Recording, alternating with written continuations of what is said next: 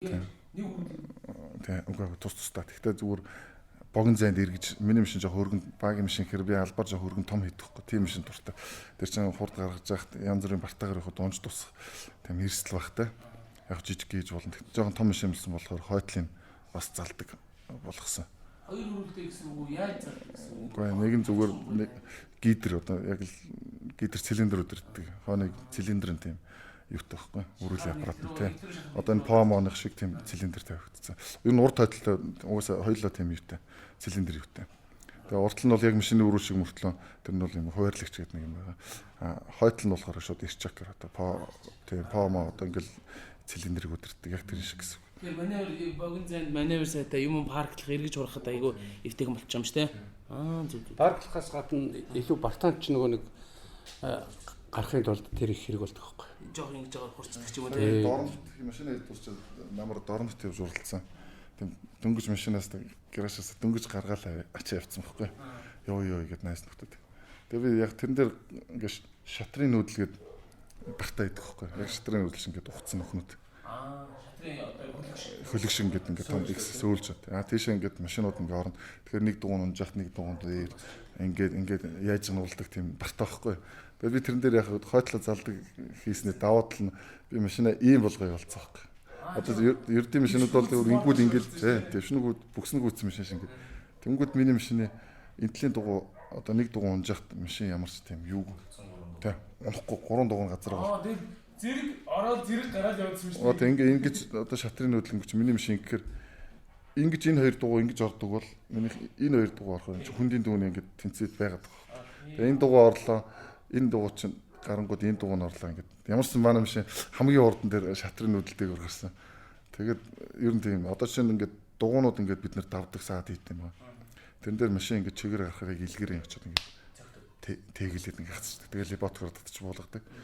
Тэгээд би яг тэрэн дээр бас машина бас л нэг хөндлөн болгож байгаа гэхэр чинь миний тэнглэг хоорондын цай бүр ойрхон болчихж байгаа байхгүй. Ингэчгэр чи энэ хоёр дугууны хооронд голын цай.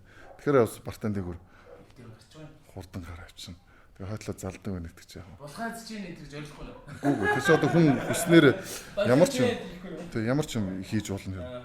Ер нь дөрөв дугуйтай тэр дөрөв дугуй заалах малах тэр ямар эрдвэх төр ашиглах нь бол одоогийн байдлаар бол хамаа байхгүй. Өсөлтөгчний юм шан байгаа зааж байна. Тийм адилхан л дөрөв дугуйтай. Тэрмэш 6 дугуй муутай бол байж болохгүй.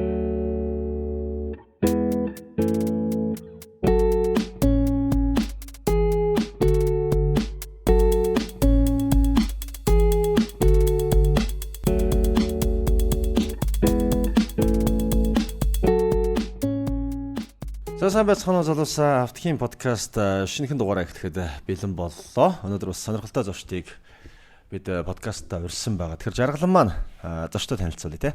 За тэгээ өнөөдөр манай дугаарт спортын мастер цог золбоо, спортын дид мастер төр тогтох нар маань ирсэн бидэнтэй ярилцах гад сууж байна. Сайн байцгаана уу залуучуудаа. За сайн байцгаана. За тэгэхээр одоо бас бид автхийн подкастаараа автомашин сонирхдаг залуучууд тэр дундаа автоспортын тамирчид гэдэг одоо олон зочдыг бол цувралаар оруулж байгаа. Өнөөдрийн зочд гэвэл мөн спортын маструуд байгаа. Тэр дундаа бол мото спортын одоо маструуд гэж хэлж болно. Тэгээд дээрэс нь би бол сая өнөөдөр ирэхэд танилцаал энэ хүмүүсийн ярианаас ирэхэд нэг баг сагла ойлголт авч яана л да. Тэгээд их мундаг залуучууд л ирсэн харагдаж байна. Одоо багийн хийдэг гэж байна. Яадаг хийдэг. Сая бас энэ хоёр хоорондоо ярьж байхдаа бол нэг юу лээ? Нэг юм автобус гэдээ яриад шүү дээ, тий? Аялын автобус л яриад ах шиг байна л да. Тэгээд сонирхол татгаар олон зүйл яригдах болов гэж бодож байна. Тэгэхээр манай нэг үндсэн асуулт байдаг.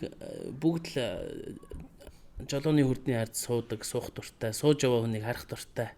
Тийм улсууд манайхыг сонсдог учраас анхны эзэмшиж исэн, унж идэлж исэн машин юу байдаг вэ? Тэрнийхэн түүхийг мөн хамгийн анхны жолоодлого ямар байсан бэ? Хэрхэн өнгөрсөн бэ? Гэдэг талаар их гоё дэлгэрэнгүй ярьж өгөөч. Зэ. Чанх манай өөрөө автоспортын тамирчин хүн байгаа. Монголын автоспорт аялал холбооны гүйцэтгэх захирал Батболд гэдэг хүн байдаг. Тэгээ аавыгаа дагаад аав маань өөрөө автоспортын хүн болохоор би их багасаа машин барьсан л да. Ерөнхийдөө хөл хүрдэг байхаас эхлүүлээл аавын хуралдааны 69 Эсвэл өрүүлийн мушгаал үр дээр нь суугаад өрүүлийн мушгаал өдөг явдаг бол анх үр дээр нь суудаг барьдаг багта 6-7 настайгаас л хийж яддаг болсон. Сүүлд нь 8 нас хүрээд өөрөө нэг анх машин бариад нөө уралдааны машин дэргийн наар цаашаа нэг ойр зурхан хөдөлгөж сураал тэгэл тэрнээс хойш тэгэл мөнхийн хоббитэй болол автод хоббитэй болсон юм байна. Тэгээ одоо өөрөө анхны машин 8 настай анх л барьж үтсэн гэсэн үг үү те? анх яг би дааж ирсэн нь бол 8 настайдаа барьж үтсэн гэсэн үг. Яг нь 6 настай байхдаа аавгаа үр дээр суугаад нөө уралдааны машиныхаа өрүүлийн мушгаал явна. Аав тэгэл давхар хяналттай үр дээр нь суугаа явж байгаа янз бүрийн болвол араас тэгэл дэмжлэг үзүүлэл яадаг. Тэгэж л юу нэг машин барьж ирсэн да. Ер нь гэхдээ эрэгтэй хүүхдүүд ялангуяа одоо жолооч нарын хүүхдүүд бол ер нь яг тэгж анзаардаг те. Машин тал руугаа энэ техник тал руугаа илүү сонирхолтой болж ирсэн юм шиг надад санагдаад байгаа. За манай үзэгч юм байна. Анхны түрүүн бас нэг хальт ярих гад битээр бол чимээг болгоцсон шүү дээ тий. За байж наадхаа яг подкастын эхлэхээр бас яриараа гэж хэлсэн. За тэгээд төр тогтхойг нөгөө манай жаргалан жоохон дутуу танилцуулчих шиг боллоо. Тэгээд өнөөдөр подкаст сонсож байгаа үзэгчдээ бас энэ өдрийн мэндийг хүргэе. Намаагийн дорлож байгааг бас сая хэлсэнгөө өнгөрөөчих шиг боллоо. Тий. Тэгээд төр тогтхойн үед бол тамирчин гэхээс илүү их онцлогтой нь бол манай залуучуудын дунд баг анхны гэж болохоор зохион бүтээгч юм залуу. Анх бид нар чинь одоо хэдэн онд лээ? 11 12 оны үед анх төр тогтох багийг хийгээд одоо манай нэвтрүүлгиймээр бас нэлээ гардаг төр тогтохын анхны хийсэн багийг цагаан өнгөтэй багийг. Тэгээд бид нар яаж танилцсан гэхээр тэр үед энэ бас автуралдаа автоспорт сонирхдаг өндөр төвшөөгээ залуу байсан юм а тий. Тэгээд тэр манай нэвтрүүлэг юмыг үзэж жагаад тэгээд төр тогтох тэр үед анх багийг хийж эхлээд тэмцээн уралдаанд орох гээд бас ивент итгэж хайж исэн.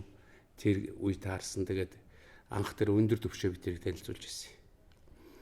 Тэгээд анхны хийсэн багаараа уралдаанд ороход Автохим компани бас хөл дээрээ босч бас хараахан чадаагүй өр зээлтэй бүтээгдэхүүнээ бүрэн одоо зах зээл танилцуулж чадаагүй ч гэсэн бас автоспортыг дэмжигээд анхны тэр багийг өөрснөө нээсэн багийг уралдаанд ивент итгэж оролцуулаад ингээд өөрөө ч гэсэн ер нь баг хийх тэр юмд их сонирхож татаж ороод сүүлд нь одоо энэ манай энэ өргөтгөл зогсож байгаа энэ багийг манай энд хийж угсарч ирсэн их авьяаслаг ийм залуу байгаа. Тэгэхээр яг зүгээр автоспорт талаас спортын хүн мөртлөө би бол онцолж хэлэхэд бол ер нь сайн зохион бүтээгч их тийм одоо эндээ зүрх сэтгэлээ өгсөн маш их одоо бүтээмжтэй ажилдаг. Одоо зарим улсууд бол юм хийдэг ч гэсэн тамхи татдаг улсууд бол нэг жоох юм хийж байгаа тамхиан татаа суучдаг байхгүй.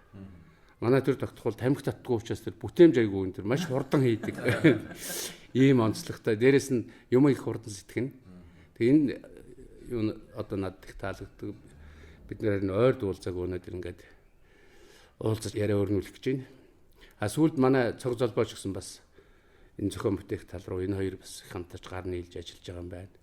Энд нь би их баяртай байна. Залуучууд ингээд өөрснөө сансан сэцсэн юм аа нийлээд бивэндээ тусдын болоод монголчууд ч зарим нэг жоох юм хийгээд мэдээд эхлэхээр бивнээсээ нуудаг, хаадаг, зааж өгдөг ч гэдэг юм нэг юм байдаг. Тэгвэл одоо бивнийгаа ингээд дэмжиж ажиллаж байгаа нэг одоо талархууштай. Ийм байна да. Тэгээд хоёр залуудаа цаашдынх нь одоо зохион бүтээх энэ үйлсэд нь өндрөөс өндөр амжилт хүсээд Монголд одоо үйлдвэрлэл хөгжих эхний одоо гарантайд зогсож байна гэж хэлэхээр байна да. Тэгэхээр өнөөдөр яаж одоо зохион бүтээж байгаа, ямар шин багж тоног төхөөрөмж орж ирж байна, анх яаж эхэлж ирсэн энээсээ бас залуучууд яриул бас сонирн байх бах. Тэгээд мэдээж одоо уламжилт асуултыг тасалчлаа уучлаарай одоо төр тогтох анх яаж машин мотоциклд одоо дурсан сонирхолтой болсон, яаж эхэлж ирсэн тухайга энэ асуултанд хариулах байхаа. За миний хувьд бол техник гэх юм бол мотоциклс эхэлсэн юм байна. Машин бол яг угаасаа нэлээд том болсон байна версэн. Тэг анхынхаа нэг том 30 машиныг барьж үзчихсэн. Тэгээд юу батай. За ингээ бүх юм заагаад өгөө. Тэгээд лагерт л явжсэн. Тэгээд унуулж зоо гайгаа явж байгаа. Нэг эргэл тоормс гэсэн чинь хааз юу нэг адилхан нэг юм том байдаг шүү дээ. Хаазан дээр ишээ тий. Таны айл ашир мөрөг зогсож. Анх нэг машин барихтаа нэг тийм л юм болж ирсэн. Тэгээд анхны машин анхны аваараа шууд гаргасан байна шүү дээ. Анхны машин анхны аваа. мотоцикл бол манай найз ах нь угаасаа бүр Японоос мотоцикл оруулж ирдэг гэсэн. Тэгээд мотоциклыг манай найз төрүүлэн унаас уртсан байсан. Тэгээд наваг нэг юм гоо ширхтэй голын хэрэг дээр авчиад мотоцикл унахыг зааж өгчээсэн. Тэгээд их гоё мэдрэмж авд юм л шүү дээ. Мотоцикл анхан сурахад хүн чинь ингээд дугуй ундаг байсан. Тэгээд ингээд өөрөө хүчээр ингэж явдаг гэж тэр гарын нэг юм жижигхэн хөдөлгөөнөөр ингээд хүний чинь ингээд аваад ингээд хурдтай ингээд тавих. Тэгээд найз зуг нь араас ингээд барьцсан байсан. Би ингээд түшээ явж интэй гэж бодвол ингээд арсан ч хойно үлдцээс. Тэгээд чи айгүй жижигхэн мэдрэмжээр ингээд Япон мотоцикл айгүй хүчтэй байдаг. Кросс өмж үзчихсэн. Тэгээд ингээд жижигхэн хөдөлгөөнөөр энэ их ингээд мэдрэмж одоо юу гэх юм хурд мурдыг авдаг. Яг тэр нь бол их мотоцикл унахад их гоё. Тий. Тий, ер нь тэгээд өмнөх зочдоос ингээд анзаарч байхад одоо манай хоёр зочин ч гэсэн ярьж байна л да. Тэгэл нөө 6 настай 8 настай ер нь баг багтаа гэл аавынхаа ахынхаа өвөр дээр одоо машин жолоодож ингээд сорлсон морсон гэдэг. Дандаа л ер нь баг наснасаа яг энэ авт спорт энэ авт техникт оролцсон. Сая бас механик инженер мэргэжилтэй гэжсэн тий. Яг мэргэжил нь бол. Тий. Тэгэхээр яг энийгээ дагаад л мэргэжлээ сонгосон болов уу гэж бодож байна. Тэгэхээр цөмөрөө сая уучлаарай танилцуулаагүй бидэнтэй хамт Монгол Улсын зөвлөх инженер автохим компани захирал Лавгсүрэн оролцож байна. Тэгэхээр Лавгсүрэн инженерийн маань асуусан нар бас яг яриа дийлгэснээр бид багийн машиныхаа талаар ярилцвал ямар вэ? Яг 2012 оноос эхлээд автохим компанитай хамтарч ажилласан байна. Тэрнээс өмнө яаж эхэлсэн, анх бас яаж шохорох вэ? Багийн машиныг хийж эхлэх гэсэн санаа сэтэл ханаас төрөв? Нийт хідэн ширхэг багийг гараасаа гаргасан байна. Гэдэл цааш нь хөврүүл. Багийн талаар яаж? 12 онд автохим компанитай холбогдож эхэлсэн гэж байна. Тэгэхэд бол нэг тэмцээн уралдаанд орох гэж одоо хийж исэн гэж байна. Тэгэхээр тэмцээн уралдаанд орохын тулд хийж ийн гэхээр тэрнээс өмнө бол бас туршаад үзсэн байсан гэсэн үг болж таарч байна л да тий. За тийм ээ би юу бас ер нь анхныхаа багтай л энд ирсэн. Тэгээд юу бас нэг машин хоёр бич мотоцикл ундаг ус 2 3 мотоциклтэй байсан. Тэрийгээ зарж мараад YouTube багшаасаа ингээл гарсан чинь Оросууд тий Оросууд Америкчууд ингээл турбо олбол ингээл хийгээд надад нэг санаанд багцсан баг. Энийг тий гагнаал ингээд надад юуч багж байгаагүй зүгээр нэг тасдагч байсан. Тэгээд нэг хамаатныхаа хаас гагнур аппаратыг авчирч байгаа л. Тэгэл нэг мотоциклоо зараад нөгөө машина босгож чаддаг. Хоёрт мотоциклоо зарж ийсэн. Тэгээд тухайн үед тэр чинь бас нэг 5 6 сая зарж ийсэн мотоцикл тоххой. Тэгээд бараг 10 сая төгрөгийн бүтлгүй машин гашаанаас яваг л да тэр. Тэгэд мүзиш ингээд байцсан. Тэгээд хоёр дахь дээр нэг хүн чинь айгүй их мөнгө өрцөн цаг хугацаа өрцсөн болохоор тэр алдагаа яаж байгаа. Дахиад нэг машин ихэлсэн. Тэгээд тэр хоёр дахь машина хийгээд аваа бүтэлтэй болоод гашаанаасаа гараад акутыг болоод. Тэгээд тэр үе чинь анх баахаа гэдэг уралдаан яг 12 онд л болж эхэлсэн хөтэй анхны баг. Тийм хөтэй. 13 онд лөө. Эхлээд юу яасан шүү дээ. Анх уралдахдаа нөгөө улсын аваргын араалид явсан шүү дээ. Тийм. 3000 км явна гээд тэгээ бид нар энэ урд юунаас бишээ бодлогоор бишээ хүйд бол бишээ юуны үлзий таруулын урдаас гарч байгаагүй юу? Тий. Тэгээд яг нэгсэндээ хөдөлж явдаг анхныхаа машинтай л энэ автгийн дээр ирж исэн тийм. Манай найз танилцуулсан. Тэгээд лаг бах манай гоё хүлээж аваад. Тэгээд би чи маасл тоос бензин тоос зардлыг гаргаал тэгэл уралдаанд оролж исэн. Тэгээд яг эхнийх 2 өдрөг нь төрүүлж явж байгаа л сүүлийнх өдөр нь миний алдаа таарахгүй бод машиндаа авч боогод. Тэгээд нэг сүүлийн өдөр юм чинь запас дуу муугаа хойно үлдээ гэдэг чинь 200 км 100 хэдэн км явах дотор орж ирсэн. Тэгээ бүх юм үлдээч. Заас хоёлаастай баатарлагаар орё гэд найстайгаа. Тэгээд юм үлдээч буудал яг л нэг 40 50 км төдөөсөн чинь төмөр робот хийсэн. Тэр нь хугасраа салаанцсан. Тэгээд яаж уулын юм яг ороод ирчихсэн. Нөгөө дуу чинь ингээ уулын өнгөрөхөөр 2 3 км өнгөрөв шүү дээ. Тэгээ нөгөөтгөө явуулчаад өөрөө нөгөө хой дугуй салж юмс урд дугуйгаа хойно мотор маань хойноос болохоор хүндэт нь зүгээр роботоо тавиад нөгөөтг маань дугуйгаа түрээд ирэхээр бараг цаг гар ингээ юм болж байгаа байхгүй. Тэгээ ирэхээр нөгөө хагасаа роботоо ингээс нэг аргалж баагаад. Тэгээд аргалснаа гоё яриад тэр аргалсан. Тэг ингээд шифилгнүүд нэг тасраа онцсон. Тэгээд бид тэр зүгээр баахан гогцоо дэлхүүрүүд лээсэн. Тэгээд дэлхүүрүүд дээр ингээд хийгээс ингэж сар зал гэж нэг будаа даруулж баагаад. Тэгээд бид тэр ингээд уг цаг бол гайгүй сайн өндөр цагт байсан. 3-т орохоор болоод тэгээд бид тэрсэн цагаа хараад явж байгаа юм чи. Тэгээд яг ингээд барианд ороод ирсэн чинь нөгөө нэг юу яадаг нэ ганцхан тог юу яадаг хамгийн сүүлийн хүн байдаг шүү дээ. Бус нөгөө нэг хүмүүс орц те. Бүх хүмүүс наашаа энэ Батлан хамгаалал руу явцсан. Нөгөө ганцхан яг хамгийн сүүлийн нөгөө цаг бүртээ явж байгаа шүү дээ. Бүх юм шинэ. Тэр маань тэр хүн л байжсэн байхгүй. Тэр хүн тэгээд дөвшөө бид хэд байгаа байхгүй. Бид хэд чинь төгийн хайчгаа нөгөөдхөө хайгаад олдгоо. Ирдгүү нөөц чинь. Урд өдрийн ярьсан чинь төвшөө ярьлуу би ярьлуу гэсэн. Яаж юм гэсэн. Өө төрүүлж явна шүү дээ. Бадж гинэ юу нэг тийм. Тий. Амар л ерөөсө урд машинуудаа бүгдийг одоо төрүүлсэн. Ерөөсө нөгөө оролцсон машинуудын баг манлаад явж исэн юм шүү. Тэгэл нэг мэдсэн дугуй нөхөр явцсан байгаа. Тэгээд уг нь бол бид хэд чи яхта ардаа запас дугуй бэхэлдэг кринжтэй энэ төр хийгээд запас дугуйтай энэ төр байсан чи тэр бас л нөгөө залуу хүн гинж л байгаа. Яг одоо нэг 50 км явал орох юм чи. Энэгээр яах ингээд буулгаа хийцэн. Тэгэхээр чин тэр болохгүй л байхгүй. Уг нь 50 км. Тэр тусмаа 3000 хэдэн зуун км уралдаад ирэхэд 50 км дутуу байхад одоо нэг 2 дугуй хүндэтсэн байгаа байхгүй. Тэгээд нэг ободных нь нүх ингээд сохорцсон. Гак тавиад бохор гак нь тэ мэдээж яатсан. Тэгэхээр зүгээр ердийн нэг том шайб майв тавиад бол тэр докторгүй юм байгаа байхгүй. Тэгэхэд энэ хоёр маань бас их хурдан сэтгсэн. Одоо бидний нөгөө накидна гэж нэрлэдэг нөгөө нэг талдаа гогцоод байдаг. Түгүрийн гогцоонууд дээр нөгөө гайка тавьж боогоод нөгөө дүлхүүр нь өөрөө ингэж дугуй нэгээс шиг ингэж чахтлаад ингээ бооцсон. Тэгээ ороод ирсэн. Тэгээ яг тэр тэмцээч одоо баг Англидаа ганцаараа байсан учраас тэгээд баринд финиш хийж л байвал одоо тэгээд үндсэндээ болчихж байгаа байхгүй тий. Седан англид орсон шүү дээ. Седан англид. Седан англид. Седанд тэгээд хэд орчлаад ч байна. Седан чинь тэгчмээс хөөхөө 6-7 миш уралцсан баг шүү. Тий, седан гэдэг чинь дандаа нэг жижиг тэрний Subaru. Тий, Impreza энтергээд. Тэгээ 60 жибний англи. 60 жибний чинь баг цагийн гараа явчихж байгаа. Тэгээ араас нь седан манай баги гараал уралдаал. Тэгээд тэр уралдаан дээр нэг юм 3-т орж ирсэн. Эхний 2 өдөр 3 өдрийн л уралдаан юмсан. Эхний 2 өдөр дүрлж аваад сүүлийн өдөр бүтлгүүтээ тэгээд 3-т орж. Тэгэл ер нь уралдаан ч юм болсон да. Тийм. Тэрнээс өмнө бол моциклоор уралддаг байсан. Багигээд одоо яг би бол ингэж харддаг юм. Баги гэх нь одоо автохим компаниудын хажуудлын өргөтгөлд байгаа шүү дээ, тий. Тэгэхээр нэг юм бартаа туулах юм шиг надад санагдаад байдаг байхгүй юу? Их тийм хорд хүчтэй. Харахад ч гэсэн нэг өнгө үзэмжин ч гэсэн нэг тиймэрхүү харагддаг шүү дээ. Бартааг туулахаар бүтээгдсэн юм шиг л гэж харагдаад байдаг. Ер нь баги гэж яагаад нэр өгсөн юм? Баги гэж нь яг ямар төрлийн машин байдаг юм? Нөгөө нэг шавж гэсэн утгатай юу? Баг гэдэг. Тэгээ багги гэдэг утгатай юу? Би тэгж боддог шүү дээ. Шавж машин шүү дээ. Ер нь ингээд алхаж байгаа юм шиг л явдаг шүү дээ.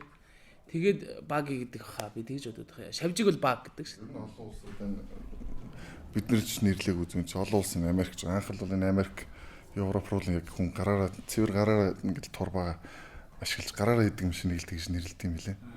А түүнээс бусд машиныг бол тэгж нэрлэдэг. Яг ингээд цэвэр турбаа орж ашигласан. Тийм машиныг баг гэж нэрлэдэг. Турбаа орж ашигласан. Хоёрт нөгөө гарны явалт энэ төр их өндөртэй учраас тодорхой хэмжээнд одоо энгийн машин туулаад гарах боломжгүй тэр одоо хад чулууч гэдэг юм уу тийм дээгүүр нөгөө гарны явалт өндөртэй ч гэдэг юм уу тийм машин ер нь чөлөө сэтгэлгээгээр л хийдэг л. Тийм ер нь хүснээр ээж болно. Одоо тэр бид нар чинь одоо үйлдвэрийн машин аваад тоноглолоо гэхэд тэрийг үндсэн бүтцийг өөрчилж чадахгүй шүү дээ. Ямыг сайжруулах, нэмэлт амарчин тавих одоо яаж идэм. Тиймэрхүү талаар сайжруулнаа. Цохиож ийн гэдэг чинь бол эхнээсээ энэ машиныг би одоо юу гэдэг 2-3 метрээс харахад миний машин юм чи яхааргүй. Тийм тэр тооцоогоо л. Тэгэхээр нөгөө эхнээсээ юм тоноглож уралдахаас илүүгээр миний бодлоор л шууд хийцэн. Яг алдаж болно. Тэгтээ тэр алдаагаа сайжруулах ингээ түүнээс ихчнээ Америкаас машин оруулж ирээд Японоос оруулж ирээд жибиг 1000 гой тоноглоод эцээцтэй. Нөгөөдгөө тастад тайрж явсаар бол баг явдаг байхгүй. Баг явуулчихдээ. Ер нь бол яг монголчууд тэрийг бас мэддэг. Одоо манай уралдаж байгаа хүмүүс чинь би Такамагаар уралдаг гэж ярьдаг.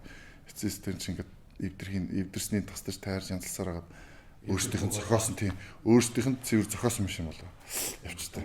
Тийм бүтэн багийн машин. Тэр багийн гэж ярьцгаахгүй байгаа юм. Ялгахын тулд гэж ярьж байгаа. Одоо энэ багийн дээр нь одоо энэ машинууд дээр бас ангилж өгөхгүй бол зөвхөн багийн гэж тэгэхээр хүмүүс ингээл офроудер явдаг юм байна гэж ойлгоод байдаг. Энд чинь офроудер явахдаа офроудер хурдан давхдаг. Одоо ралли чиглэлээр яадаг, одоо бага чиглэлээр уралдаг тийм хурдан давхдаг байна.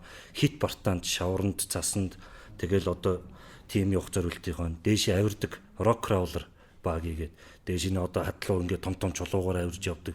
Энд чинь дотроо маш олон төрлийн ангиллын чиглэлүүд байгаа л да. Элсэн манхан явдаг ч. Тэгээ элсний багий ч гэдэг юм одоо нэм чулууны багий тэгэхээр дотор нь маш сайн ялгах хэрэгтэй. Багий гэхэлэр л болгон багий гэхэлэр л ингээд бүгднийг одоо сүүлийн үед хит бартааных хонд нэлээд сүрхий хөгжиж байгаа. Тийшнэл бүгд хандлагууд нь ойлгоод тах шиг байна. Одоо энэ бид одоо жишээ нь би бол хурдны талаараа уралддаг. Раллид уралддаг. Одоо бааха гэх тэмцээн хурдны талаар дээд хурд нь 160-70 км/цаг шорон дээр давхдаг. Тийм төрлийн хүмүүс шавар дээр очихлоор шаврын багийг мэдээж тэр чинь гүйцэхгүй. Тэгээ ингээд зориулж хийсэн юун зориулж хийсэн юмнуудаа баг тэр чинь бас чиглэлүүд нь бас их ондоо. Тэрийг бас ялгаж ойлгох хэрэгтэй шиг үү. Тийм яг би бол яг тийм л ойлголттой шүү дээ. Багийн ихээр л яг одоо нэг ийм загвартай тий. Аль ч одоо яг саяны хэлдэг шүү тий. Хурданж гараад авчдаг. Одоо уул руу ч авирчдаг нэг л ойлголт байгаа байхгүй тий.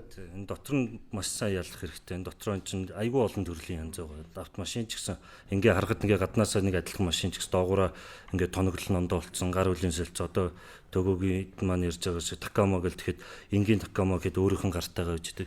Тэгэхэд ингээл уралдааны гулгын янзлсан такамо нь яадаг үгэл зөвхөн нэг гар нь одоо энгийн гарнаас 8 см өргөө.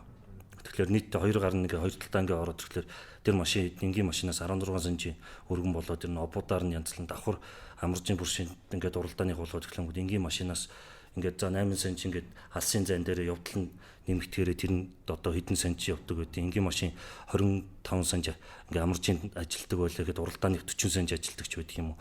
Тэгэж уулж ингээд өөрчлөгдөв. Тэгэхээр ингээд харахад ингээд хүмүүс ингээд адилхан машин юм шиг мөртлөө тоноглолууд маань их чухал юунд зориулж бэлдсэн бэ гэдэг нь бас их чухал. Одоо хит бартаанд явах гэж байгаа юу, яах гэж байгаа үед бэлдсэн тэр юмнууд маань ер нь тустай ангиллалтай байдаг шүү л зөвлөх байна. За тэгэд анхны одоо багийн 12 онд гэдэг юм тэр үед одоо хийжсэн байна. Тэрнээс хойш түрүү жаргалаа асуусан шүү дээ. Ер нь хичнээн одоо багийн тэрнээс хойш хийвэ. Одоо ер нь тэрнээс мэдээж анхны юм бол түрүүсэн шүү дээ. Анхных бол хашаанаас хөдөлж чадаагүй. Дараагийнх нь бол хашаанасаа гараад авхдаг болсон. Тэгвэл өнөөдрийн нөхцөлд бол бүр илүү өөр болсон болов уу гэж би бол бодож байна. За өнөөдрийн нөхцөл бол сайхан хөгжиж байгаа. Монголчууд маань айгу олуулаа юм шиг хийдэг болсон. Яг ингээд багийн машин гэж одоо яриад байна. Энэ бол яг зүгээр хүний л техник сэтгэлгээтэй хүн бол баг бүгд л хийхээр. Тийм энгийн тооцоогоо зүг гаргачд бол би чинь бүгд л хий. Одоо энэ гадаад Америкчууд ерөөсөө баг тэнцэж нөө технологи хөгжсөн болохоор ингээд гараж систем дотор л нэгсэн тоох үйлдвэр биш нэг юм гараж дотор хийдэг юм шиг байхгүй. Тэгээ одоогийн байдлаар бол 20-од машин бол хийцэн байна. Яг цэвэр яг тур багаар хийсэн. Түүнээс тоноглосон машин юм бол ингээд зөндөө олон болоо явчихна. Одоо сүүлийн үед бол миний хийж байгаа машинууд бол одоо хит бартана шаврын машинууд гэж уралдаж байгаа. Анх бол мостгүй машин хурдны зорилттой машин хийдэг байсан бол одоо жоохон удаан шаврын зорилттой. Тийм машинууд хийдэг болсон байна. Анх цагаан багийг гэдэг анхны багийг. Тэгээд одоо гудамжинд гаргаад унаад уул юмар тавихад ингээд улсуудын нэг хүлээж авч ийсэн. Тэгээд дээрэс нь өөрийн нэг хүний нэг одоо мөрөөж ийсэн юм хийж хаар тэр үед ямар сэтгэл байсан. Тэгээд анх бид нар нэг уулзаад юунд тэмцээнд орохын өмнө ярьжсэн чинь энэ хоёр машинаа дурсч яваад элсэн тасрахад явж байгаа дөлөө. Нөгөө нэг хариалгаж ороод нэг амар юм болсон гэдэг. Тэгээ машин их гоё болсон. Ер нь явж жоохон ч гэсэн их сүртэй штэ.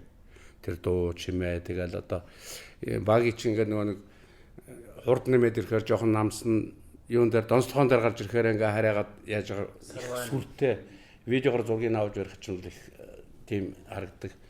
Тэгэхээр бодвол хөдөөгөр нөгөө эндээс чинь ер нь бол зүгээр төв замаар юуны жолооны дөрмөрч гэдэг юм уу ингэх юм бол хамаагүй явуулахгүй л байх ёстой л да. Гэхдээ манай хэд элсэн тасгын урд явж байсан юм шиг байна. Тэгэхээр тэр хүртэл авхин гэдэг бол тэр чинь задгай машин тий.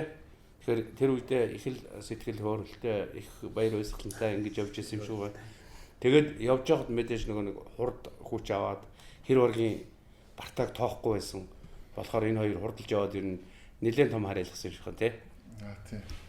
Тэр бас жоохон өнгөрөө зам байсан. Тэгээд нэг засмал дээр явж байсан нэг жижиг тэр хажуугаар ингээл уралдаад байхгүй. Тэгэхээр хад ингээл гүйтсэн чинь дахиад хажуугаар. Тэгэхээр би бүр өнгөрөөд нүүтэн замаас агараа шорон дээгүүр гараад ингээ ваздаг байхгүй. Нөгөө чинь засмал дээгүүр вазаад. Тэгээ солонгос дээр шороо замгүй газар хоёроор уралдсан шүү дээ. Бодож байхгүй. Тэр чинь тэгээд уралдаж олигтой нэг туршлага байхгүй нөхөр чинь юм. Уг нь юм гүгэр давах гэсэн чинь бас юм гүгэр дээр энэ чинь бас юм юу гэдэм блэ шүү дээ. Довцог. Тэг ингээд байдаг юм тэрийг бичих ингээл байна гэж. Тэгээ байхгүй бараг 112 таа тавьчихсан байна. Тэгсэн чинь тэр чинь хөөрхөн юм алсуурд юм готгор газараас. Тэгээд бараг 10 м очоод цаатал иргэн хусаад. Тэг би ч яг нь өрүүл барьсан. Мотоцикл ундаг болохоор хүн чинь бас самбаачлах хугацаас нөгөө юу мэдрэмж бас хайгуулчихсан юм лээ шүү дээ. Ингээл мотоцикл машин очиж хараагаал жалга гусгаад ингээд бие чангалал. Тэгээ буцаад ингээд нисэж байгаа хгүй өөдөө. Тэг ингээд бүсээ шидлээ ингээд бүр олигаад ингээд яг ингээд унахж байгаа юм шиг болохоор яг өрүүлээ дараа тогтаасан санагдаад хажууд явж исэн нөхөр маань найз маань байхгүй юу байгаад бүүсэндээ зөгтөөд би зогсчоо зүгээр үгээр үгээд ингэсэн чинь юу аа асгалж чадахгүй. Тэгээ бүсийн тайлаа ингэсэн чинь эвгэрэлтэй тэнд өнгөрөөд яваад байдаг. Тэгээ нэг найзгаа бэртээ ингээд алдаж өөрөө л яагаад ч юм. Тэгээ тэр миний машин тэгээ гайгүй яагаад ч үг нэг кастр гарсан. Тэгээ би гэртээ очиж машинаа задлаа кастр машин гэж хат аржатар тэр нэг цохилтын хүчин ингээд бомбицсан байсан шүү дээ. Тэгэхээр тэр 100 хэд тавьж байгаа хэд нэг 20-30 хүртлээ одоо юу гэдэг. Эсвэл нэг 40-50 хүртлээ шууд тэг зөксөл. Гэхдээ усуух хувьтай тий. Би ч юм гайгүй. Тэг найзгаа юу яасан. Гэхдээ одоо хөрх нөрөө гайгүй. Зүгээр. Тэр нөгөө тэр үед чамтай уралдаж байсан мөн шүү дээ нөгөө хэм блэ. Тэгэхэд тийм болдоо юм тий. Тийм болдоо. Тийм болдоо өтер чинь. Болдоо ч өөрөө өөрхөн бас жинтэй гэж. Болдоо энэ баг штурмын хийж явдгуу таяр яаж явдаг. За тэр болохоор болдоо гэж залуутай анх юу яжсан. Уралдаж байсан. Тэгээд биш нөгөө багийн машин хийчихэд ингээд найз нөхөд ах ингээд зөндөөл найзууд байсан. Тэгээд хажуудаа суугаад уралдъя гэхээр хүн чинь бас юу бодгон билээ шүү дээ. Тийм зориг суудаг юм байлээ хүн гол энэ юун салаа онцгой бол энэ нөхөр машин тий энэ одоо машин хийж чадах юм уу энэ баг уралдана гэж юу байд юм бэ. Тэгээ биш нөгөө зүгээр суугаад үзэгчээд хамаагүй тавих гэж хайлгчдаг. Тэгээ энэ яг энтэнд очиж ер нь үх юм. Ганц зориг тий. Тэгээ ганц зоригтой тэр болдоо гэд манай найз. Тэр л хамгийн анх зоригжул хоёул уралдаа. Тэгээс суулгаад хамт уралддаг гэсэн нэг айхгүй юмарч ийсэн. Юу өөрөө ч гэсэн би айдаг л байсан л та ингээл эхлээд машина хийчин за нэг юм салах бол тэгэл ер нь тэгэл нэг юу тийм уралдаан гараал явах чинь за юу нэдрэх бол гэж бодчихсон тэгэл нэг 100 юм 200 яваал тэгэл ер нь тийм мартаад нөгөөдгөө март юм яадаг тэгэл явж өгч тийм бас ч юм тэгж тэг болдоотойгоо Болдог тим зан гаргахсагч би яг ойлгочдөг байхгүй өөр хийж суух боломжгүй байх те хийж суухгүй байх те болдоо суугаад аюу гой ханасан шүү дээ. Зүрүүчин тэр нэг лавгаахан хэлдэг шиг юу лээ. Бид нэр өстө базж гинэ гэдэг шиг сая бол базж гинэ гэж ярьж байна. Тэгэхээр яг тэгж л хэлсэн л байж таархан л дээ тий. Бид нэр өстө нэгдүгээр байранд дараад базж гинэ гэж хэлсэн үнэн л болж таарж байна л да. Тэгэхээр баги гэдэг машин би сая нөгөө тайдыг ярьж байхдаа судлаа л та. Өмнө нь 1960 оны дунд 60 оны сүүл хаваар үүссэн өмнөд Калифорни орчимд үүссэн бас яг марта замын уралдаа суурн Volkswagen Beetle гэдэг шүү дээ. Нөгөө бөмбөр цох шиг машин байдаг шүү дээ. Анх загварын Гитлер 2 дугаар дайны үед Герман улсын ард түмэн зориулж гаргаж ирсэн. Загварын Гитлер гаргаж ирсэн мэлээ шүү. Тэгээд Volkswagen гэдэг өнгөч өөрөө германаар түмний унаа гэсэн утгатай. Ард түмний унаа гэсэн утгатай байхгүй. Тэгээ яг тэрнээс жишээ аваад тэгээ юу шилэн одоо биш их гэрлэн тийм цохных шиг тийм нүдтэй тэгээ баг ай гэж анх нэрлж явж байгаа сүүлдээ баг ил болсон юм байна л да. Яг энэ төрөл бол тий. Тэрнээс бол яг зөндөө олон төрлийн золбог илдгэр дотроос салдаг зөндөө байдаг. Яг энэ барта замын баг гэдэг нэр бол яг тэгж л үүссэн юм байна. Байдгийн байх шүү. ер нь уралдаан зориулж хийсэн. Тий. Анх хүмүүс ч машин идэг болсон, машин идэг болсноос хоорондоо уралддаг болсон. Тэгээд чи үйлдвэрийн аргаар хийж юм чи нэг юм ингээд цутгаад яг л ижлэх юм. Тэгээд бусдаасаа илүү байхын тулд хүмүүс чинь тоноглож янзлна. Ерөөсө тоноглолчин явсараа л тийм одоо багийн машин гэдэг л тусдаа нэг юм үүсэт. Нэг тоноглолын л оргил. Ер нь бол одоо би миний ойлгож байгаагаар одоо Америк одоо энэ чинь том уралдаан тэмцээн хөгжсөн оронд одоо джипний англи мотоцикл ингээл одоо том тэрэг ингээд хамгийн ингээ англиуд айгүй бол англи. Тэр донд байгаа поро одоо мэрэгжлийн гэдэг нь болохоор яг цэвэр турба одоо багийн машин тий хамгийн поро энэ толгойн гарны явдал заахгүй хурд хүчийн заахгүй хамгийн нэгсэндээ машины оргилох юм уу да тий тэгж би л тэгж ойлгодог юм. Түүнээс шиш сток машинаар хийжсэн тэгж уралдахгүй байгаа. Тэгэхээр ингээд айгүй бол сток машинаар уралддаг. Тэр нь болохоор одоо юу гэдэг T2 2 одоо ингээд айгүй бол англилтай. Тэгэд яг мэрэгжлийн одоо мэрэгжлийн англи гэдэг нь тэр бол багийн машинаар уралддаг. Би бол зүгээр яг тийм харахад бол тэгж харагддаг. Тэгэхээр одоо анх бол юу гэдгийг хямд төсрийг бодоод өөрөө эхэлж исэн. Тэгээд Сэлбэг дангийн хувьд бол Солонгос гэдэл явжтэй. Солонгос машины. Одоо бол Япон чиглэл рүүгээ болж байна. Хамгийн сүүлд хийсэн машин мэдээж хамгийн янзын байгаа байлгүй багцаа. Тэгэхээр би нэг жоохон юу асуулт асуучих. Ер нь дандаа л юм асуулт асуудаг шүү уучлаарай.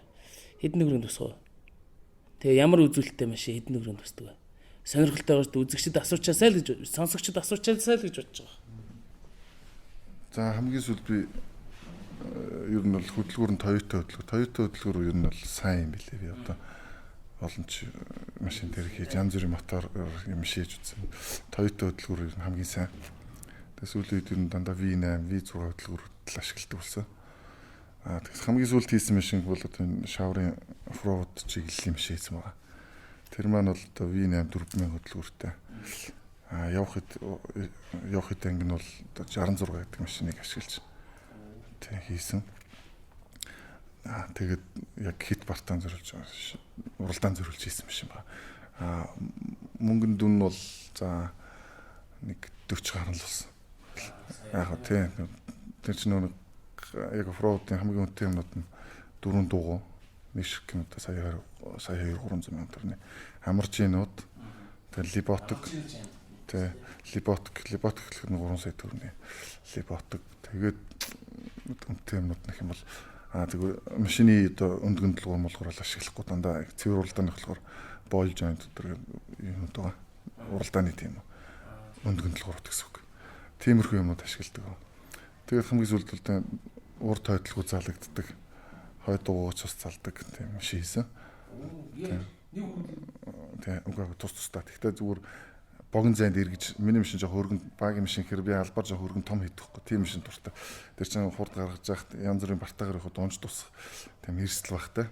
Яг жижиг гэж болно. Гэхдээ би өөрөө тиймэрхүү тийм машин тий.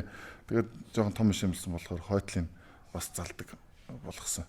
Хоёр хөрөлтэй гэсэн үг яаж залдаг гэсэн үг? Гэхдээ нэг нь зүгээр гидер одоо яг л гидер цилиндрүүд ирдэг. Хоног цилиндрын тийм юутай байхгүй үрүүлийн аппарат нь тий.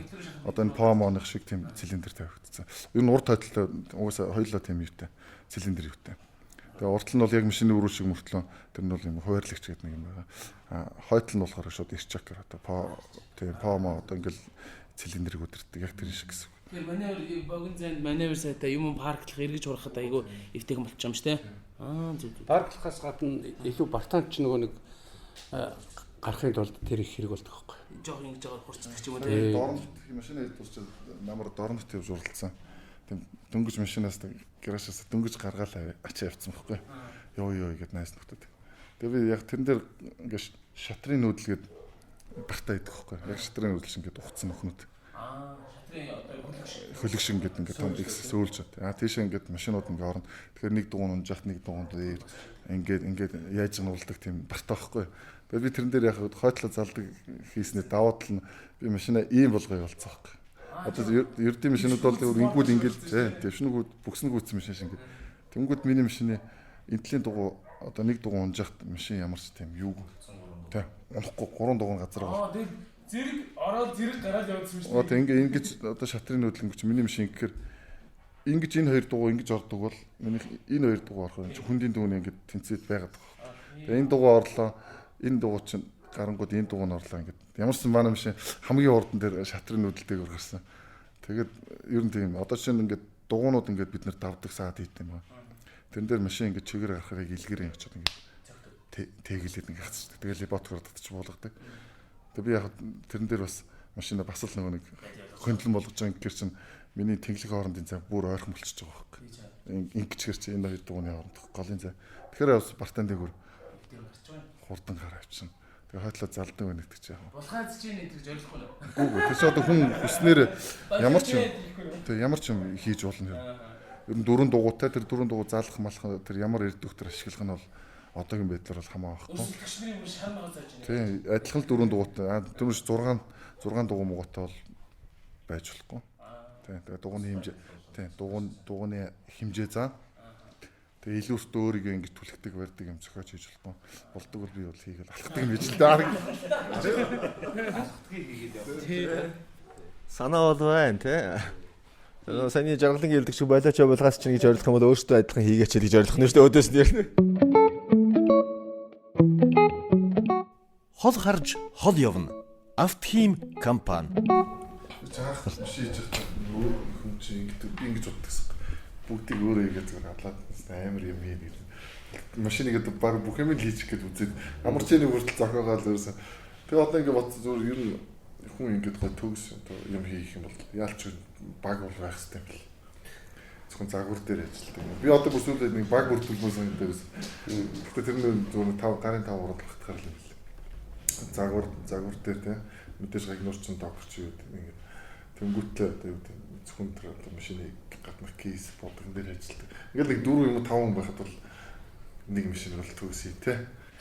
Тустай тэрэндээ чиглэсэн нөхдүүд байгаа юм биш. Ганцаарх нь одоо юу гэдэг нь загвар дээр ажиллах уу, ганцаараа юм дээр ажиллах уу. Яг ингээд даалгаа чиглэлээр даалгаж байгаа тийм.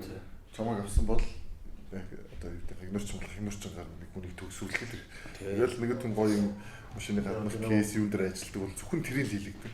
Гэхдээ багаар ажиллана гэдэг чинь яг миний хар бол ингээл одоо чи ингээл гагнуураараа ингээд илүү ятсан бай гэдэг. Тэгэл энд нэг хүн дизайнераар илүү бай. А тэгтээ гагнуур хийж яхад энэ гагнуурын үйл явц дээр энэ хүн чиний туслах, дизайнерын үйл явц дээр чи энэ хүний туслах. Яг тэгэж нөгөө яг өөр өөртөө гэсэн ахалсан юмнууд дээр тэр тухайн ажил дээр тэр хүн ахлагч болоо авчдаг. Тэгээ яг тэгээд явуул бас их гоё уулна. Тэгэж явуул юм их айгуугаар нь тэгээ өөрийнхөө санаа цог юм хийж байгаа, туслахаар юм хийж байгаа. За энийг тэглэлээр даа тэрэнд нь туслаад ингээ хийгээ явчихдаг. Тэгээ явуул их уулна их гоё баг бүртнэр л. Тэр чинь би энийгээ туслахаа гэл аа. Гэхдээ нөгөөхөө Чи бол их сайн туслах гэдэг гэсэн. Энэ дээр нэгэн дээр нь ахалж байгаа мөртөө нөгөөх дээр нь дагалдаж байгаа гэхээр нөгөө дагалдаж байгаа юмдаа бас тодорхой хэмжээний дөртөө болоод сураал яагаад их чинь гэсэн үг л дээ. Ер нь яг мэрэгсэн баг гэдэг төгөөг хэлдэг зөвлөдөө яг одоо жишээ нь будаг гэхэд тэр бодож байгаа хүн эднэрт шаардлага тавьдаг. За та нар бүх юма эргэж дахиж гагнахааргүй, засахааргүй болгоод дууссаны дараа надтай холбогдоо. Ч тийм үү. Эсвэл хийхээс өмнө энэ төмрийг одоо тэр дурбаануудаа эхлээд гүрүүнтэлж хаа. Тэгээд гагнаад мэдээж гадаад гэрт гагнаж байгаа нөгөө ч гагнаад хийж идэл зэврээд эргээд нөгөө будаг хийхэд асуудалтай болоо явчихвал одоо ингээд тэр будгийн хүн тэр будгийн юмаа мэддэг. Моторын тэр захилгаан нөгөө компьютерийн нэтэрэ гэдэг юм тэр хүн бас одоо асаалтын системийг хариуцсан хүн байдаг ч юм уу те. Дизайнер гэдэг ингээд ерөнхийдөө хавсраад тэрийг нэг дор зангидаад ингээд яах юм бол бид нар нэлээд амжилттай энэ багийн үйлдвэрлэж гэдэг юм. Бас Оросууд нэг машин хийгээд өгсөн шүү дээ. Тийм. Энд дэс нэг маслсан сэлүүлдэг чинь. Тэр чинь Монголоор ингэж аялах гад нөхдүүд. Тэгээ Орос чинь бас юм хийдэг зөндөө хүмүүс идэв лээ шүү дээ. Хамгийн гол нь нэгт өртгөн өндөртэй. Хоёрт энэ технологи тэр чинь бас хятад ч юм уу маш их хурцлахаар нэг юм олохтой яг амар гоохтой амар чинь тэгээл одоо юу гэдэг нарийн хийдтэй талууд. Орос чинь нэг хэцүү юм дээ шүү дээ. Тэгээ ашигласан юмнууд нь миний баг тийм болоод хайхаар юмнууд өөртөө зохиогоор хийцэн гэхдээ амар ч юм уу чинь зохиог багц техникийн хувьд бол хөгжсөн газар шүү дээ. Гэхдээ тийм одоо барууны одоо энэ хятадуудын хийгээд байгаа шиг амар чи хийж чаддаг юм орсон. Эсвэл сонио амар чинь. Монголчуудыг одоо тийм маагч болохоор хийдгүү мөртлөө урдаас үл яг гоё ингээд юу айгүй юм уу яагаад. Тэгээ энэ Орос чи өглөө нэг машин хийлгээ гэсэн чинь баг 60-70 сая төгрөг болох гэдэг юм. Би чинь тэгээ орж ирж чи дээр хүүхээр 30 сая төгрөг гэлчихсэн. Багтуулаад. Дотоод бол Тэгээд хийчихсэн гэсэн. Тэгээд Оросоос ямарс нэг удаа машин хийж гисэн Оросод авч. ер нь бол экспорт хийсэн юм шүү дээ. Анх тэгээд бид нар нөгөө төөгөтэй нийлээд машин дээр хийгээд бас нэлээ ориглоо сэтгэлтэй олноор нь үйлдвэрлэхээр болоод хоёулаа яриад одоо ингээл захиалгууд ороод ирнэ. Захиалгууд ороод ирэхээр эхлээд нэг одоо баг хийгээд за энийг ямар ч байсан одоо энэгээр хийхэд ямар нэгэн алдаа мадаггүй болчлоо гэсэн юм хоёулаа батлаад авчих юм бол ингээд нэг одоо энэ цэнхэр дээр зөндөө алдаа байж байгаа. Тэгэхээр энийг ингэчээд тэгээ одоо юу яах юм бол одоо тэр гар мар юмнууд чинь зүгээр нэг дор 10-20 нь бэлдээ хийчих. Төгөөж гисэн өмнө бас бэлдсэн юм байсан байгаа байхгүй. Тэгэд яг ясмын дээр тулаад захиалга аваа хийлгий гэдэг ингэхээр нөгөө улсууд манайхан их сонио захиалгад хийлгдэг байхгүй. Тэгсэн мөртлөө өөрснөө яриад тонгоогоод үзээл ер нь энийг дуурайгаад гусчих гал хийчих гал ингэж байдаг. А тэгээд энэ чинь хичнээн солонгос мотор орсон гээл ингээл бодог шунх янз бүрийн юм тэгэл хүний цаг хугацаа энэ тэргээл ингэх чинь явсаар байгаа л 7-8 сая бараг 10 сая болчихж байгаа. Тэгтээ зөв өртгөн шүү дээ. Тэгээ энийг ингээ худалдаад авах юм маань. Энэ эндээс огцогдуулж байгаа л өөрөө л хийчих юм бодоод байдаг. Ийм сэтгүү яваад байдаг байхгүй. Тэгээд юу юм би одоо сүүлд бодсон. Хүн ингээ гараар хийсэн юм бол таацсараа би хийсэн гэж бодох юм. Тэг ямарсан нэг технологи шингэх хэрэгтэй. За одоо хүний гараар хийж чадхааргүй юм багц технологи хийсэн технологи. Тийм байж тэр хүмүүсийн толгойд би энийг хийчихэж тэг барахгүй юм бол хамаагүй илүү. Тэгвэл би ингээд юу гэдэг те ингээд баахан илүүж байгаа яаж хийж байгаа мундаг лаг юм хийсэн ч гэсэн тэр хүн юу батг бол Хийчиндээ хэрэггүй нэгт. Тэгээд хоёр тэр бас нэг жоохон ганц нэг деталь юунуудыг бас жоохон тэ гоё ашиглах шингэх хэрэгтэй. Тэгэхгүй бол ингээд ялч гараараа хийсэн ингээд ойлгомжтой юм шиг ямар ч юм сэтгэхүйд би байна. Яг нөгөө монголчуудын нэг кинон дээр гардаг үг үүд чинь төмөрнөө үйл хийчихээр л ид байна гэл. Фордыг харчаа тий. Тэр чинь тэр сэтгэхүйс байхгүй юу та. Технологи эзэмшихгүй болохоор бодлоо шүү дээ. Өөрөөр төгсч болохгүй тэгээд хоёрт харсан би чигээр юм байна гэдэг. Тэгээд тэгэхээр одоо багш техникээ сайжруулах хэрэгтэй юм. Энэ юу яадаг шүү дээ. Вьетнам засварын чинь ингээд одоо замаск бодог мотгийг одоо янз хийгээд шүү дээ. Монголчууд гэсэн засч чинь тэгэл нөгөө янз бүрийн одоо юу гэдгийг монголчууд одоо хийхээр за зарим Вьетнамын хэмжээнд хүрч хийхгүй байна. Зарим нөгөө сэтгэл гаргахгүй байна. Ингэж нөгөө халдвард чинь малтур чинь гэж ярьдаг шүү дээ. Тэр Вьетнам нөхдүүд болохоор технологи заадгүй гэдэг байгаа байхгүй монголчууд ерөөсөө. Тэр одоо яг замаас хитдэг болдог юм. Тэр ирэн да тэр тал дээр та судсан юм байна уу? Мэдгүй. Тэр заастаа яг монгол хүний за нөхрийн зүйлэн дээр удах гэдэг шиг манайхан төгсгөлийн ерөөсөө хийж чаддаг. Тэр Вьетнамууд яаж юм тэгэхээр төгсгөлийн аягүй сайн хийж чадчих. Ягаад тэгж яриад байна гэхээр манайхан ингээд Вьетнам юмнууд ингээ хийсэн юмнууд ингээ бүгдээрээ л лаг гэдэг. За тэр дундаас мэдээж сургуулийн төгссөн мондөг Вьетнам ганц нэг хитгэн Вьетнам байгаа. Гэхдээ тэр нь тоотой байдаг юм. Тэр хүмүүс ингээ наанаас нь хараад амар гоё гэлтгэр ингээ амар зузаан замаас тавиул гялтаалгат бодоо хийчихнэ. Тэгэхэд манай монголчууд яаж юм тэгэхээр тэр цаа төмрөөр ингээ гаргах гал нүдэл нухаал өөрөө маш их хөдөлмөр шингээснэ. Наадлын зөвхөн замаас бодог хоёр дээр л алдаагаа гаргацдаг. Өөрийнхөө хийсэн юм байхгүй болгоочдаг. Уул нь яг ингээд эргээд чанараараа аваад үсэх юм бол эргээд тэр машин за мөргөлцсөн газараа дахиад мөргөлдвөл Монгол нөхдүүдийн янзсан тэр төмөр сайн гаруудууд нөхдүүдийн янзсан машин илүү бат бох болцсон байгаа дээ тий. Гаднаас нь ингээ гэлтгэрийн ингээ харахад манайх ингээд нэг замаасаа галтуурдаад будгаа ингээд галтуурдаад ингээд бодсон. Төсвөлийн нэрөөсөө хийж чаддаг. Яг тэр нэг технологи байна л. Вьетнам технологи байна л да тэр замаас хийдэг боддог бас технологи гэхээс яг цонцолбог хийж байгаа үнэн байгаа байхгүй. Монголчуудын хамгийн их алдаатай юм л ерөөсөө айгүй мундаг сэтгэдэг, сайн хийдэг. Тэгсэн мөртлөө яг нөгөө төгсгөл гэдэг шиг яг тэр юмыг л энэ ийм байх хэрэгтэй гэдэг нь. Одоо жишээ нь ингээд бодог хийдэг хүн байлаа гэхэд бүр заавал одоо яг сайхан тоноглоод бодчих юмыг бол за би энэ үхнийг нэг одоо цаадахын галтарт болохгүй бодчихдаа гэж хэвчдэг.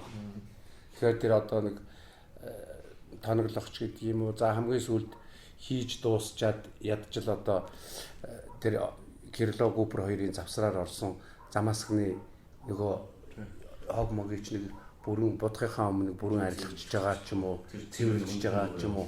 Ингээд хийчих юмыг л тэхгүй хийждэг байхгүй. Тэгээд сүүлд нь захтаар аваачаал машин зархсан монголчуудаар хийлгсэн гайгүй бодцоо өөсөө гайгүй мөртлөө шууд баг захын хүн энэ юу кудусад орсон юм шүү дээ. Энэ Кирилло юу бампер хоёрын завсраар нөгөө замаас хинчгээстэй гэж шүү дээ. Гих мэтлэн ингээд.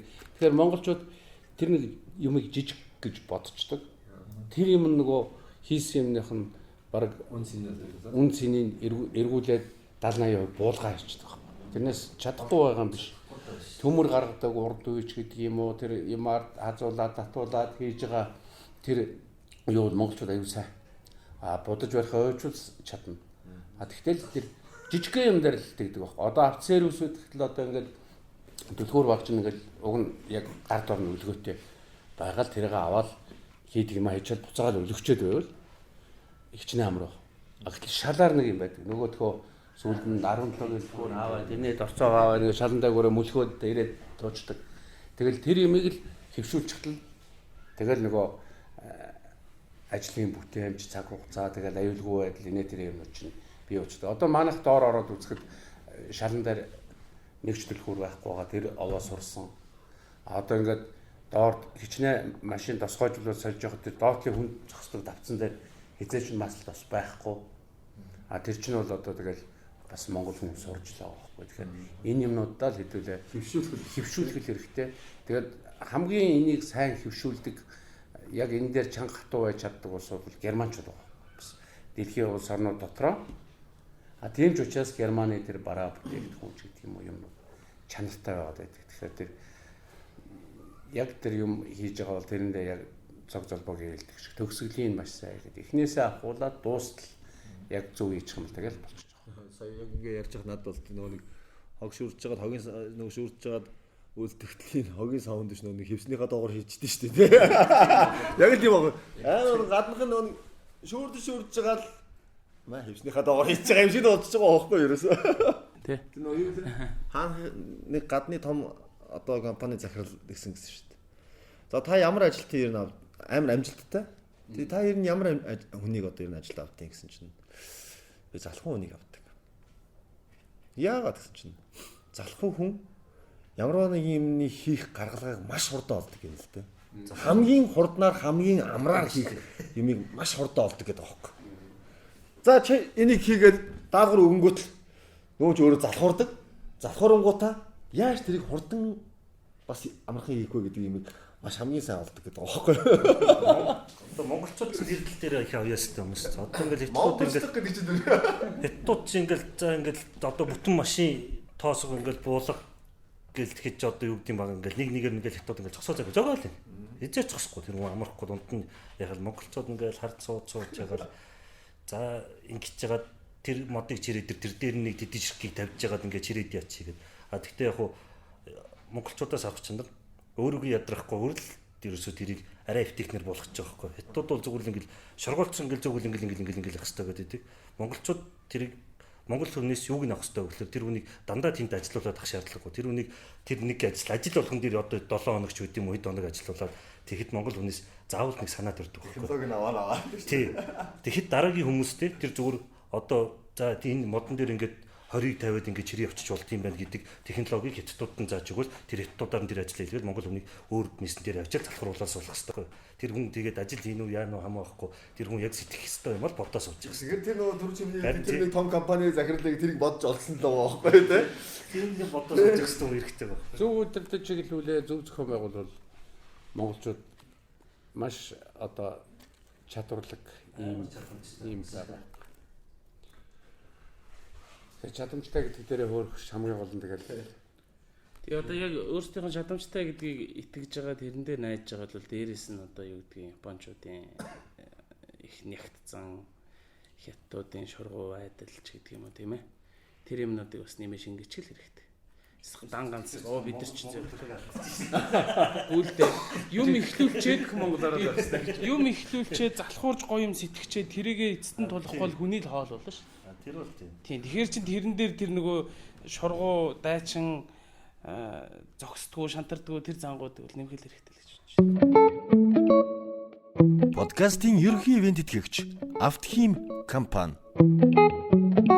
Тийм ээ. Тэгэхээр одоо зөвмөр нөгөө гаргасан яг энэ багийн гэдэг сэдвүүд дээр гаргасан амжилт яг энэ багийн гаргасан амжилт юу байгаа вэ? Тэгээ аль багийн гаргасан энэ сүүлийн уралдаад байна уу? Дан юу яагаад зохион бүтээгээд ах шиг байна те. Тэр гаргасан амжилтууд улсын авраг ямар ангилалд юу байсан бэ? Багийн машин За би анх 12 онд Автхим компани дээр ирээд ивент тэтгүүлээд хамгийн анхны уралдаан бол улсын авраг уралдаж байсан. Тэндээсээ хүрэл медаль авсан. Тэгээд араас нь зөндөө уралдаан болсон. Автхимдээ хийсэн багийнхаараа седаны ангилалд уралддаг байсан. Subaru ноттой.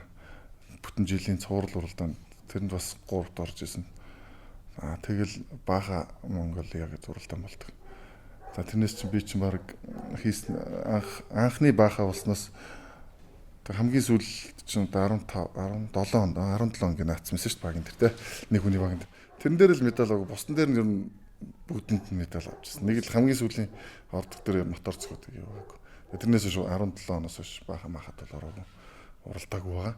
Тэгээ ер нь бол хийсэн машинаар би ямарсан 12 оноос тэгэл 17 он хүртэл ямар нэгэн байдлаар медаль авч ирсэн. Тэгээ алт мөн хүрэл энтергээл тиймэрхүү амжилттай. Машинаар чинь одоо ямар ч байсан 3 медаль авсан санагдаж байна те. Тэгээ сүүлд нь бид энэ манай дээр хийсэн одоо энэ жижиг хөх. Энэгээр ч бас нэлээд медаль төвсөн те. Седануудаа уралдаад сүүлд нь седануудын ч дургуйцаад одоо энэтэй уралдахгүй. Эхлээд уралдсан чинь нэг юунд энэ хаана уралддаг? Хүйд болоо биш. Хойшоо 60-ийн уралдаан болдог чинь. Тийм, тэнд уралдаад тэгээд ер нь Subaru-нууд жоохон дургуул байсан. Тэгээд сүүлд нь Subaru зоригтой юу шийдсэн гэхээр яг өвлийн нөгөө застай уралдаанд үзий гэдгсэн. Тэгсэн чинь төг эдэр дор нь айгүй хурдан сэтгсэн баг. Ерөөсөө юу яа? Шпэж юунда дугуйнда гэх. Анх уралдаанаа зохиодог байсан. Нэг юу гэж байхгүйсэн. Стандарт юу гэж байхгүй. Ямарсан машина гаргаад уралццгаа хийгээл уралццаадаг байсан.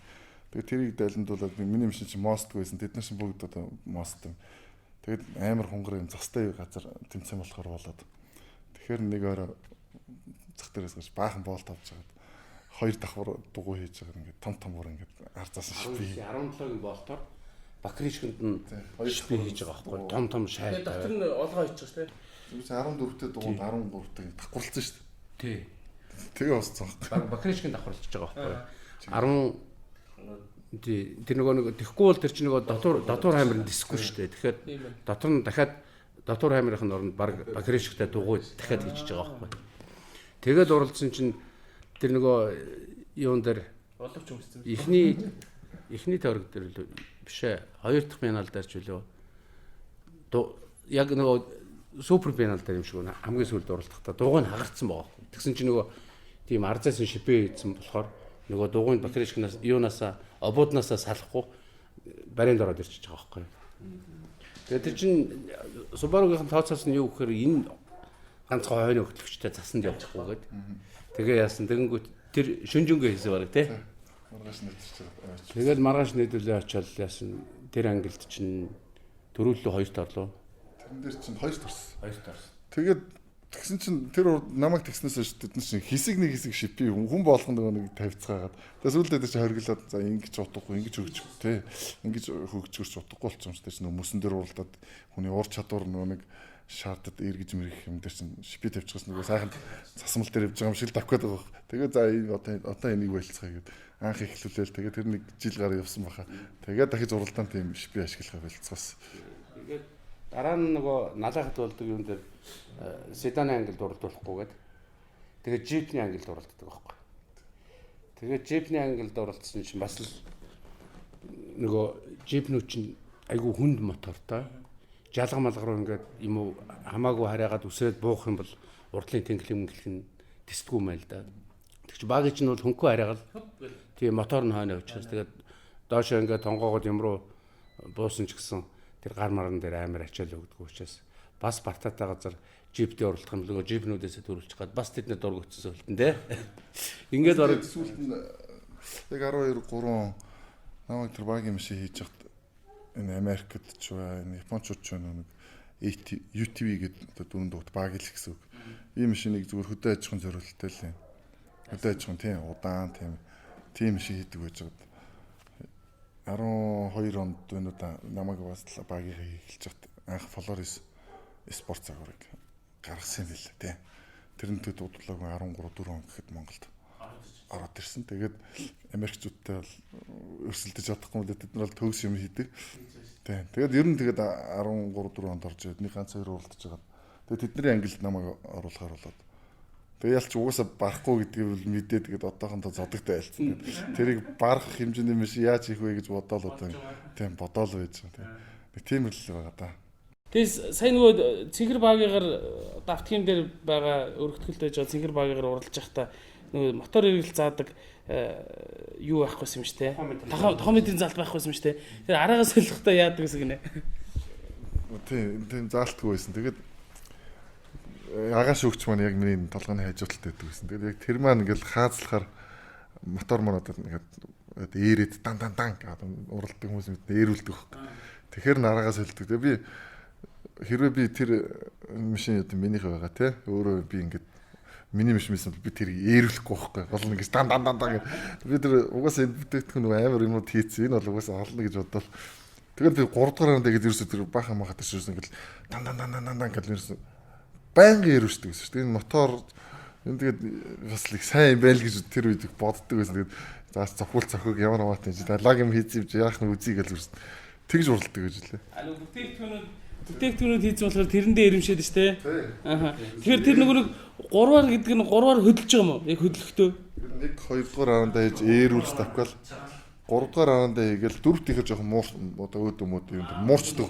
Муурчгаар чинь эргүүлээд нөгөө мотор эргэлт өндөр болох гэж машин чинь юу тий хүч авахгүй ч удаа. Тэгэхээр ерөөсө байнгын ээрц ингээд мотор өндөр хаасан дээр явж ивэл өөдөөч вэ юу ч вэ одоо бартаад туулахтаа тэр хичээр гараа авч. Түүнээс доош ингээд нэг 3-4 мянга руу буулгачаад буцаагаад таслах юм бол тэр өөдөө чинь заавал араагаа хоёрлоо ч юм уу. Тэр нөгөө дан хийж дуурж байгаа нь ямар өвчтэй гэхээр моторын эргэлт бүр ханаж байгаа байхгүй. Тэрнээс хурдан ирэх боломжгүй өөрөөр хэлбэл одоо 14 мянга ч юм уу. Тий одоо 7 мянга эргэлттэй. 7 мянга одоо 7-8 мянга эргэж байгаа ч юм уу. Дахиргаалын эргэлт минутын тийм өндөр болоо тэрнээс илүү эргэлт авах боломжгүй болж байгаа байхгүй. Тэгэхээр тэр дуу гарч байгаа. Тэгэхээр эргэлтийн хамгийн дээд зэгт нь өргөж жагаад араа солиход мотор эргэж нөгөө хүчээ алдах нь бага. Тийм учраас өндөр эргэлтээр явуулж байгаа. Тэгэж их ачаалж моторыг хий хааз авч явуулна гэдэг бол хэр варгийн мотор дэсдэггүй байхгүй. Байнгын ээрүүлж байгаа. Байнгын ээрүүлж байгаа. Ээрүүлнэ гэдэг чинь одоо манай тээврийн жолооч нар ч гэдэг юм уу одоо техник тайртай инженерүүд энэ төр бол зогсож байгаа залуучууд бүр өстой нэг улаанд нь тултал 4 5 өнгөртөлд хаазалдаг штэ. Тэрэнд айгүй дургу байдаг байхгүй. Ягаад тэгэхээр ямар нэгэн байдлаар араан тэгээгүй ачааллгүй мотор тэгж өндөр хааслагаар хасар их савлгаа вибрац бий болдог. Тэрнээсээ болж айгүй амархан нөгөө цогтөгч гэдэг юм эвдэрдэг байхгүй. Тэгэхээр энэ бүтээгдэхүүн хийчээд ингэхэд яаж дэсгэнэ үү гэж одоо төгөө үзчихсэн. Өөрөө тэгж болдог. Тэр чинь баахагийн уралдаан чинь нэг 70 км-ийн тойрог болдог байхгүй. Тэгээ тэр чинь бид нэр хамгийн өндөр одоо машинууд чинь 27-8 минут руу тойрж орж иж байгаа шүү дээ. Тэгэл би ч ялгаахгүй нэг 28-9 минут руу явж байсан. Тэгэл яг гараараас гараад тэгэл энэ 20 хэдэн минут л ер нь тэгэл ер нь ээрүүлээл энэ. За нэг хаа нэг жоохон хасан. Тэгэл ерөөсөө байнгын тийм дан гэсэн тэгэл орж ирдэг байж лээ. Яг ингээл 70 км дотор секундээр уралдаж байгаа чинь тэгэл мөнхийн машин бяртаа дээрж л юм ерөөс. Байнгын л тэгэл хануулаа солино. Моторын ерөөсөө тэр мотор 6000 ирэхэд эвдэрхдэг байлаа гэхэд бид нар 5990 эргүүлээл араагаа солих хэрэгтэй байхгүй юу? Тэгжиж л нөгөөд одоо тэр моторын бүх чадлыг гаргана, бүх юмыг гаргана. Тэхийн тулд одоо хамгийн чанартай юмнуудыг хэрэглээд байгаа л тэр шүү те. Саяны бидний саяны ярьсан яран дээрээс бол бас жолооч нар мэдээд авчуд илүүдэхгүй л дээ. Манайхан нэгдэг шүү дээ. Машин авах гэж байна гээл. Худалдаж авах гал очихоор нэгнийхээ нэг өөр хүний машин байдаг. Яг авах үгүй мэддэхгүй мөртлөө очоод нөгөө пи дээр нэг багт ч тийм үү хаазлаад тултал нь хаазлаад моторын шалгаж ийн гэдэг ингээд үздэг. Энэ бас моторонд ямар нөлөөтэй вэ, ямар муу нөлөөтэй вэ гэдгийг бол бас саяны яранаас бол ойлгочихж байгаа болов уу гэж бодож байна. Басаач хаалж маслах бол тэгээд шууд мотор зуурах муурхай шүү дээ. Би бол бас их муухай хаширж болооч шүү дээ. Яг тэгэхээр одоо зуны нөхцөлд жишээлбэл өвөл машин халаадаг шүү дээ, тий. За хөдөлгөөрөж байгаа халааж агаад хөдөл мөдлөн гэдэг. Одоо зуны нөхцөлд ч гэсэн би нэг 2 3 минут нэг угаасаа дөнгөж асаахад машины одоо тахометр өндөр байгаа шүү дээ. Тэрийг нэг хэвийн хэмжээнд нормал болгож иж хөдөлдөг байхгүй. Маш зөв шүү дээ. Чи ингээд мас тоснууд нь бүх нөхсөвөөрөө ороод бүх тослогоонууд нь ингээ хийгдчихнэ. Хөдөлгөөн 2 минут гэдэг чинь яг өвлж тэр өвл заавал ингээд машины пар халуун үлээлгэнэ гэж хүмүүс чи 10-15 минут зогсоож халаач ирсэн л давхгүй явдаг. Тэр бол буруу. Тэр яадаг бол машины мотор 2 минутын дотор бүрэн халдаг. 2 минутын бүрэн халах яг мас тосны бүрэнгүүгээд хэвийн ажиллагаанд ордог. Тэрний дараагаар машина ингээд зөөлөн аажмаар тэр хороопны тос, явах ангийн тос мос өдр чинь ингээд мотор асцсан байж хат тэр халахгүй. Тэрийг ингээд аажим ингээд одоо эхлээл нэг 5 км цагийн уртаа яваа 1 минут явдаг юм уу. Тэгэл 10 км цаг. Тэгэл хурдаа аажмаар нэмжиж машин яг өвл бүрэн гисэж явдаг. Тэр манай жолооч нь ингээл 20-30 минут ингээл халаацсан машин ингээл халдсан бүх юм болчлоо гэж боддог. Тэр бол маш буруу. Машина эвдэж байгаа тэр бол. Өөр шингэн байгаа шүү дээ гэж байна. Эрдүүхтрийн тос байна, кропны тос байна, одоо джип гэдэг юм туслах кропны тос ч гэдэг юм уу. Бусад юмнууд нь хэвийн эргэлтэнд ороогүй. Өвлж 2 минут халаана гэдэг бол маш зөв. Одоо тэгдэг байхгүй. За 100 байхад одоо юуг нь халаад юу маягтай энэ л тэгдэг юм тэгээд яг. Бас яг жолооч нар бол бас мэдээд авах сая бол хэрэгтэйнүүд бол яригдчихлаа гэж бодож байна л да. Цаг зулмагийн хувьд юуны одоо уралдаан тэмцээний шагнал медаль энэ төр юу байгаа л ямар ч үсэн Орос Монгол хятад гурвын хамтарсан 3 улсын уралдаан басан тэн дээр автгийн компани нэрийн өмнөөс боссон байдаг ч тийм. Тэрийг медаль өдр гайгүй би ч бас боломжийн нэлээд медаль авсан. Эцэн жигдний ангилд энэ чи 13 оноос хойш Такома гэдэг машинаар уралдаа. Түрүү жил 2018 онд FC Cruiser гэдэг машин бэлдээд тэргээрээ уралдаад. Тэгээ дундуур нь том тэмцээнүүд 15 онд яах юм бол нийлбэр дүнгээр улсын аварга болсон. Бүх тэмцээнүүдээс медаль хүртээд яагаад 17 онд би 3 уралдсан. 3 уралдахдаа Монголд 2 уралдаан дээр машин тэрэг маань нэг жоохон засвартай ягаад жигдрээг байж хагаад 3 улсын хамтарсан Орос Монгол хятад гурвын хамтарсан олон улсын тэмцээн болдог. Тэрэнд тим компанийн нэрийн өмнөөс тамирчнаар нь явж уралдаад төрүүлсэн байгаа. Хятад очиж уралдаад Амо хотоос уралдаад Монголоор нутгаар орж иж уралдаад уул нь Оросын нутгаар ордог байсан тухайн жилдээ зам хийгдэхдээ Оросын нутгаар оруулахгүйгээр буцаад Хятад руу гарч хятадын нутгаар уралдаад тэгээ баринд орсон. Тэгээ 3 улсын тамирч тэрж уралдсан тэр тэмцээнд аврагыг авсан байгаа. Тэр тэмцээнд одоо лавгаах маань бүх юмар тусалт дэмжиж явуулсанд маш их баярлалаа гэж хэлье. Одоо дахиад уулзсан дээр за тэр ч яах вэ? Гол нь тэр тэмцээнд явхад яасан гэхээр лавга золбоо ирж бас машина сайн бэлдсэн баг. Дээрээс нь гол нь бид нар бас нэг уралдаанд явж байгаа машинд яг манай одоо Protec брендийн бүтээгдэхүүнээр бүрэн үйлчилгээ хийгээд үзье. Ер нь ямар нөлөө байх нь вэ? Магадгүй одоо энэ бас хэдий яг машин тэгээ тамирчны ур чадвар байлаа ч гэсэн тэр бүтээгдэхүүнийг хийгээд бид нэр хөдөлгүүрд нь одоо бүх үйлчилгээ хийсэн. Наана хөдөлгүүр хамгаалагч, эрдүүг бүх тос мас бүгдийг яг Protec бүтээгдэхүүн хийсэн. Protec-ээр хийж байгаа. Тэр дээр бол ялцгүй нөлөө гарсан шүү. Яг тэр чинь би ингээд машинда хайрцаг мотор гэдэг шинэ мотор тавиад тэгээд ерөөсөө тэр мотороор би үндсэндээ 2000 км ч явж чадаагүй. За 1000 гаруй км явсан. Тэрний яасан гэхээр бааха 150 гэдэг уралдаан дээр машина жигдрүүлэх маягаар ингээд жоох ингээд зөөлөн тойрж байгаа. Уралдаан дээр 150-гийн уралдаан дээр тэгэл тухайн үед нэг мундаг тос мос гэл уралдааны тос мос өтер гэдэг юм хийгээл бааха дээр уралдсан. Тэгэхэд машин маань ингээд цаанаасаа нэг тийм зураг явж өгөхгүй болохгүй. Мотор маань ч нэг үгүйц жигдрээгүй. Тэгээд за мотороо жигдрүүлж яахгүй нь гэж яагаад нөө хятадын уралдаанд явах болоод лавгаахтайгаа ирж уулзаад ясан. За танд хоёр ямар ч байсан манай бүтээгдэхүүнийг бүгдийг хийгээд яваад үз. Ямар нөлөө гарах нь вэ? Тэгэл ерөөсөө бүх мас тос жирэг юу гэдэг бүх юмнуудаа бүх мас тосоо солиулаад сайжруулах бүтээгдэхүүнүүдээ хийгээл гараал ийшээ яваал үзэх чинь машин ингээл бүр ингээд илт ингээл хаазаавал онгоогоол ингээл одоо баахад дээр 160 төрөл тэрнээс дэше гарахгүйсэн машин чи ийшээ гараал явсан чинь 170 эд малын төрөл тэгэл 180 дөрч төхөөл шорон дээр явж хат. Тэгэл машин дэрэг бүр шал онгоогоод явсан. Тэгж бол үндгээр сайхан уралдаад ирсэн л дээ. Машин тэгэл онгоогоор ирэхлээр цаанаасаа ингээл өөр ирчээрэн явмаар санагдал тэгээд. Тэр тэгээ нэг оролцсон Хятад Оросын тамирчид тэр зам Хятадын тамирчид моторын хүчин чадал тэр үзүүлэлт энэ төр бол айхтар байсан гэдэгс те. Хидтэй моторууд байла. Танахыг бол хидтэй моторыг та хидтэй мотороор барж идэв. Тэр юу болов? За тэр дээр бол уралдсан машинууд гэх юм бол ихэнх нь одоо манай машин бол 4000 мотортой. Toyota-гийн V6 4000 1GR гэдэг мотороор уралддаг. Тэгэхэд ерөнхийдөө Хятадын одоо дандаа ихэвчлэн багийнууд л байсан л дагаар хийсэн машинууд ихэвчлэн гэж юм баг бүгдээрээ шахав. Тэгэл тэгэхэд ер нь хамгийн жижиг мотортой л яг 4700 Toyota-гийн V8 2 UZ мотор. Тэгэл 5700 6200 гэл их том моторуудаар бяртай мундаг хятадууд юмыг бол айгүй мундаг хийдэг болсон байлаа. Одоо багийн айгүй хөгждөг болсон байлаа.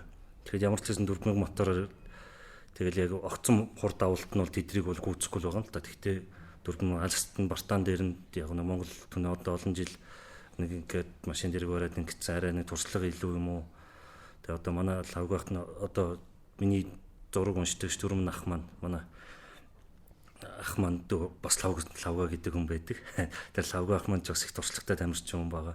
Тэр маань одоо 2002 онд 69-та Сахарын цөлд очиод уралдаанд энэ төрүүлээд ирчихсэн. 2006 онд Транссибир ралли тэгээд олон улсын уралдаанд 3 дугаар 2 дугаар байранд орж исэн. Тэр нэг тимнүүд тэр хүн маань надад маш их юм заа зүйлсэлтэй уралдаан дээр.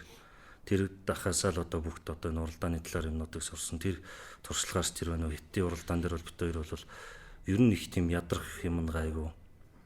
Одоо төөрж мөрөх яах юм их гайгүй бит хоёр. Тэгэл одоо ганаахтайгаа одоо ганс бах болоос сэмжнэ мастер ганс бах дээр тэгэл хөтөлцөөл. Тэгэл урд хойно ороод тэгэл ерөөдөө явсаар байгаа л яхад Хятадын машинууд бол урд хойно гიშүүлээгөө Монголын газар нутаг дээр ихэнх уралдаанд болсон ч тэр юм болооч тэр юм уу. Их тийм айгүй хөвтэйхэн уралдаан болоо юм цаанаасаа нэг тийм нэг сайхан болдог. Тэгэл уралцаар бол ганаах маань 3-т орсон, би нэгт орсон. Нэгтээ тэр нэг тэднийх нь 5700 мотортой нэг багийн байсан. Тэр хоёрт ороод тэгэл тухайн тэмцээн маань ер нь өнөрсөн дээ. Ер нь тэгээд сонсож байхад ийм юм байлаа л дээ. Манай хөгжиж байгаа автоспорт, манай спортын тамирчид бол нэг талаас Монгол хүн гэдгээрээ хятадтай бол нэг юу гэдгийг зоригтой гэхээс илүүтэй юм дэвсвэрлэх чадвар одоо жишээ нь үлдээ авах гэдэг юм уу. За тэгээд ядрах энэ юм дээр бол хамаагүй илүү юм шиг байгаа. Зоригийн өдөл ярих юм багхгүй илүү. Гэхдээ ядахна жоохон зориг муутай нэг одоо нэг Монгол найзыг очиод одоо нэг чи тэр нэг хятадтай нэг үгээ уралцаа чи барахгүй бахтай гэдэг хидл нэг өгчин зориг ороод гүйчин. Монгол хүний нэг цусанд нэг тийм ард нь орохгүй гэсэн нэг тийм нэг байх шиг байгаа. Тийм. Яг нэг тийм уралдах дуртай, тэмцэх дуртай. Тэгээ ялангуяа тэгээд энэ хойд урд хойд төрштэй айл амталтантайгаа бол ер нь бол уралдах их дуртай хүмүүс багш нэг үдчих гээл байдаг нэг тал байгаа. Айл амталтай л ер нь боломж гарвал тэгэл үдчих гээл байдаг нэг. Ер нь газар зүй байдлын хувьд юу гэдгийг мөнхийн хөршүүд хоорондоо бол бас жоохон нөгөө бие биенийхээ олон жилийн түүх үүхийг мэддэг учраас сайн муу талыг мэддэг. Тэгэхээр бас нэг жоохон арсны үзэлтэй болсон байт юм шиг. Тэгэхээр энэ муу тэтиг гэл бас жоохон тэгж боддсон шүү тий.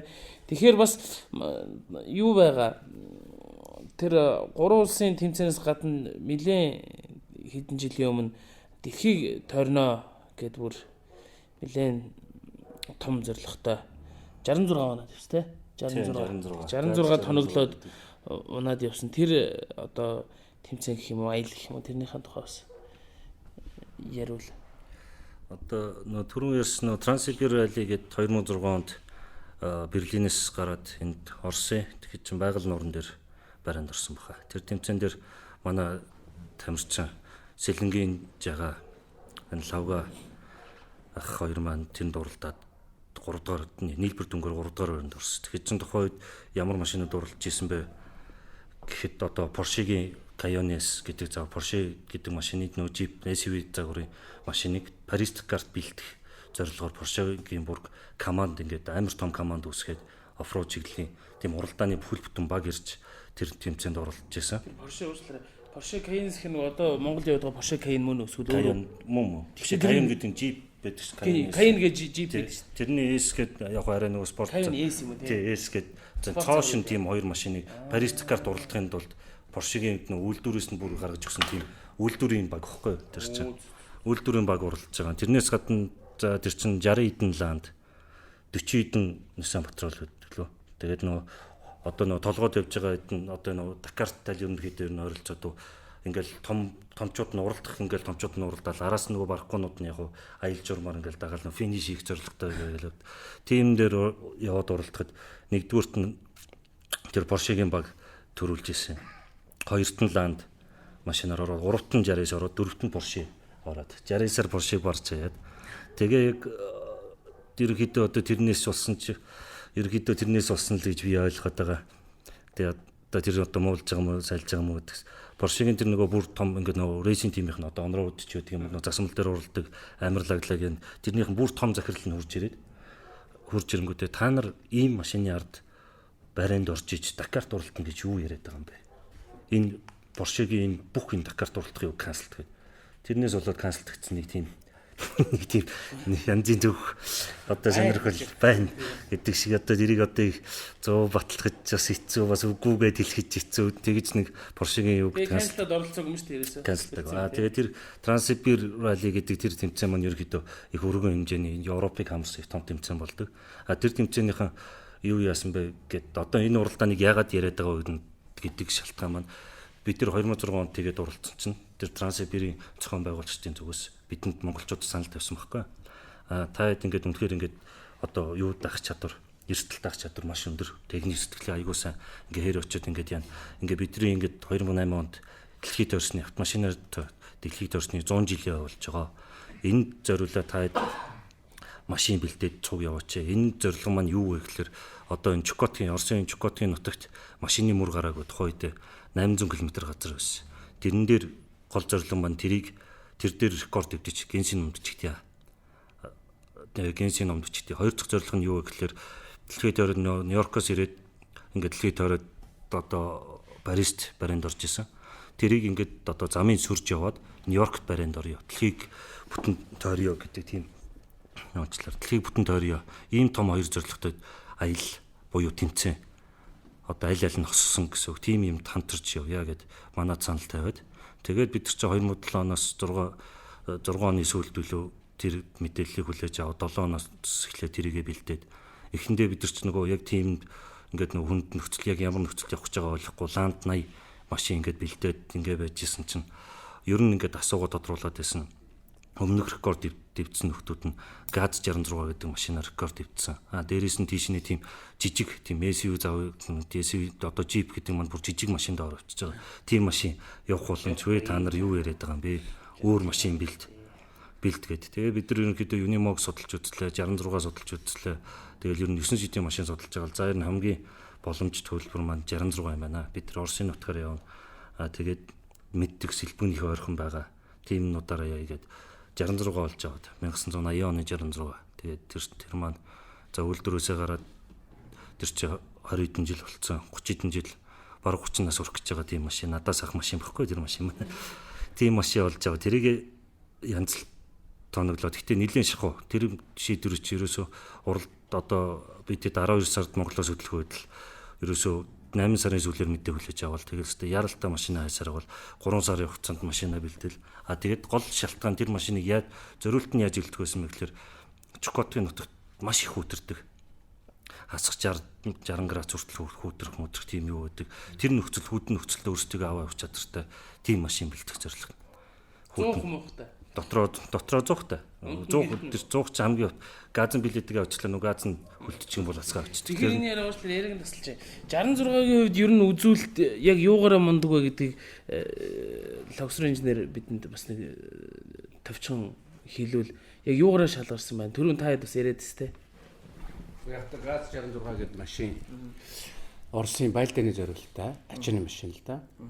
Байлдааны зориулалтаа анх гарсан. Ер нь одоо манай орсууч нь бол байлдааны техник тоног хөрөмжөрөө бол дэлхийд бас одоо үүсэж байгаа. Тийм учраас байлдааны гэдэг үнслээд нэг сүрхий догтох гэхээсээ илүүтэй туулах чадварыг аягүй сайн хийсэн байдаг. Хүн суугын мастцсан гэдэг шиг. Тэгээ эрдүүг төр одоо тэгэл явхан тэр дуслах кроп тэр юу л ер нь хэр оргийн бартааг туулах зорилттой хийгдсэн. Ер нь Оросын Урал 31 гэж байдаг. Ачааны машин дотор бол одоо 66 бүр дээр үед 66-гийн өмнө 63 гэж машин байсан. Тэгээ сүүлд нь 66 гэж газ 66 гэж юм яасан. Ер нь мотор инжин одоо харьцаа юмнууд нь бүгд их тооцоотой хийгдсэн юм. Тэгээд байлдааны зорилттой хийгдсэн гэхээр бол ярих юм байхгүй. Ердийн одоо бидний явдаг нөгөө зээл 130 гэдэг юм уу байсан тэр машинуудыг бодвол тэр зорилт нь өөр учраас туулах чадвар аягүй сайн. Салтаа өндөр ташаа ууж мэдрэмж шүү дээ тийм үү? Тэгээ хөөхтэй байхдаа ч гэсэн би одоо нөгөө хөргийнхаа 66 бас сургуулийн сурагч байхдаа тэгээ нөгөө би жижиг намхан болохоор 66 ч барихад бас их төвхтэй штэ. Урагшаа хөл конс юунд хаацанд хүрээд байдаг. Гэтэл арааных нэр чиг бүр тэр хойтлт мотор хойтлт байдаг. Тийм ингэж хоошоо юу яаж барьдаг. Яг өстой бас нэг тодорхой хэмжээний жасмацтай хүн барихгүй бол дор хэж нэг метр 50-60-аас дээш байж 66 байна шүү. Тэгээ 66 хүүхэд байхдаа барьж ирсэн. Гоё юм шиг. Үнэхээр. За тэгээ бэлжээ. Тэгээд тэр машинаа бэлдээд л гараа явлаа да бид чи 2007 оны тэр чи 12 сарын 26-нд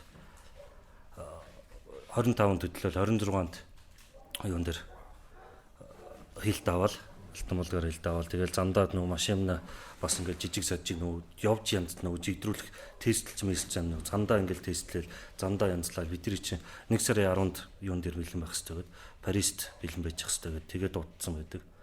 Тэгэл гараал дугаар уучтайг зандаа ягаал Оросын нутгаар машиндаа ингээд шөндөө тэр чинь өвөл одоо 12 сарын сүүлээр гэхлээр чинь тэгэл шөндөө бид тэд гурав яадаг гэхлээр амрах хугацаанд нэг 2-3 цаг л яг машина нам унтраагаал амарна.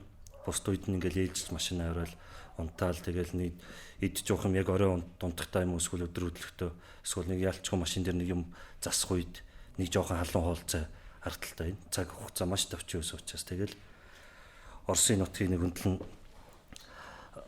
явал Уралын юм дээр Уралын нуран дээр очиод нөө би ч бас тухайд бас нөө залууд өнгөж 18 настай бичнээ ингээ багасаа машин барьсан ч гэсэн бас туршлага дутна тийм олон тол занд ингэж яаж исэн юм арай цөөхөн. Тэгээд нөө ах аав хоёроосоо ягаад би жоохон нөө засмал дээр жоохон ширүүн тавьчихсан. Нөгөө хоёр маань намайг чи зуна машина ийш зогсоол руу зогсоогоох гэдэг. Уралын нуран дээр нэг баахан орсууд ингээл худалдаа 8 гээл яждаг. Чи зогсоогоо тий өөрөө буугаад үз. Яасан бэ л гэдгсэн чи. Чи зүгээр нэг буугаад юм сонирхоод тахтаа гэл. Нөгөө хоёр чинь намайг ерөөхдөө юун дээр явж байгаа гэдгийг л ойлгуулах гэсэн юм байна. Би чинь машин барьж байгаа л зогсоол машина нэг жоохон амрааж унтраагаал өсрөөл буусан ч альтраал унтсан. Ерөөсөө ингээл битүү хүмүүс ингээл харахад ингээл асфальтын зам шиг мөртлөө битүү хүмүүсэн дээр явж байгаа гэдэг. Тэрийг надад ойлгуулсан тул аав ах хоёр маань хилээд ойлгохгүй. Би ч нөгөө залуу нөгөө арай нөгөө цус шингэн байсан юм байлгүй гэдэг. Ерөөс тэр дээгүүр дээрээс хаацалтай хүч гал болохгүй. Жоохон ширүүгээ явчих. Тэгвэл чи зогсчих гэж аваад. Тэгэл одоо ахмудаасаа суралцсан гэдэг юм чинь тэгэл тэр хоёр чинь хөөрхөн намайг тэг шоглоод авчихсан юм. Шоглоод авчих яг нөгөө надад маш чухал юм ойлгуулж байгаа хгүй. Яг ямар юм дээр ямар замын гадаргуу дээр явж байгаа гэдгийг ойлгох хэрэгтэй шүү гэдэг. Тэгэж нэг ойлгож байгаа. Тэгээд ерөөдөө тэгэл цаашаа Оросд явал бид нар чинь нэг үйлдвэр дээр нацсан тийм. Одоо тийм газын үйлдвэр гэдэг Горки автомобильний завод гэдэг 12 сарын 31-нд бид нар чинь нөө барваны шарыг жоохон халаад нураад тохиргоо маань жоохон дутуу байсан юм. Тэгээ Оросд явж байгаа юм чи сэлбэг хань гэдэг 12 сарын 31 болчиход байдаг. Хүн болгон юунд баярлах гад байдаг. Тэгээд зандаа яаж байгаа л нэг газын сэлбэг зарж байгаа юм дээр ашгүй нэг юм олж аваа сэлбэгээ чинь яг хаах гэж хахад нь ам болцсон. Тааж авал тэгсэн. Нөгөө сэлбэг зардаг хүн маань ч гэсэн та нар өстө яг ингээд нутагт нь ирсэн явж байна. Үйлдвэр хаана өгсөн чи үйлдвэр ийшээ орох ингээд нөгөө залуугаа дагуулад одоо газын үйлдвэр гэдэг газын үйлдвэр гэдэг юм том хаалга байт юм байна л да. Газ гэсэн. Тэр хаалгаар газын үйлдвэрээс үйлдвэрлэгдээд гарсан бүх машинууд тэр хаалгаар гардаг. Буцаад орсон шүү дээ. 1980 онд гарсан машиныг 2007 онд буцаагаад авчи хаалгаар нэг гүдэн дээр нэг оруулж аваад тэгээд нэг яасан. Сонин төхөөс сан. Тэгээд бид нар чинь тэгээд давхсаар байгаад ерөөс он гарахтаа ерөөс бүр цагтаа уралдаад давхсаар 12 сарын 31-ний шөнө 10 өнгөрч явахт Москвагийн нөгөө галцон дээр яаж чичвэл за хэдүүлээ одоо энд нэгэнд ирсэн чинь том машинтай угаасаа дөрөв орно гэж байхгүй. Хэдүүлээ машина явах зам дагуу тавьчихгуудаа метронд суугаад улаан талбай дээр газ очиод ирсэн он гарахаас нэг 20 минутын өмнө улаан талбай дээр очиж байгаа юм чинь. Хүмүүс чинь тэргээр ашиглалтаа албажигнаа болж газ гүйчихэд тэр хүмүүсийн тоглолт очиж үзнэ гэдэг бол үнэхээр бэрх юм байлээ. Бүр эрт хэдэн цагийн 10 хэдэн цагийн өмнө очиод дунд нь ороо зогсож байгаа л он гараад юм бол бид чинь наанаас нэг жоохон төрөв орчих санаатай алхаалах чинь хүмүүсийн төгжрөл өссөн. Москвагийн улаан талбай нөгөө 3 замын уулзалтанд битүү хүн явах зайгүй болцсон. За ямар ч байсан улаан талбай дээр гурлаа оноо гаргачихвал оноо гаргаж аваад болон дээр нэг очиж оноо гаргачаал. Тэгэл буцаал машин руугаа метрод суугаад машиндаа очичаал эндээ нэг жоохон цайлж аваад нэг хэдэн цаг амарчаал. Тэгэл цааш нь тэгэл замаа хөөхөөс аргагүй болчихсон. Тэгэл Оросын нутагт ингээ сонирхолтой юм 2 хон удаа замын цагдаа зогсоосон. Тэр нь яасан бэ гэдгсэн чинь нэг нь тэр чи одоо хаана юм бэ? Ямар ч лээс Урал даваа явж илүү ялаа явжсэн чинь нэг цагдаа зогсоосноо.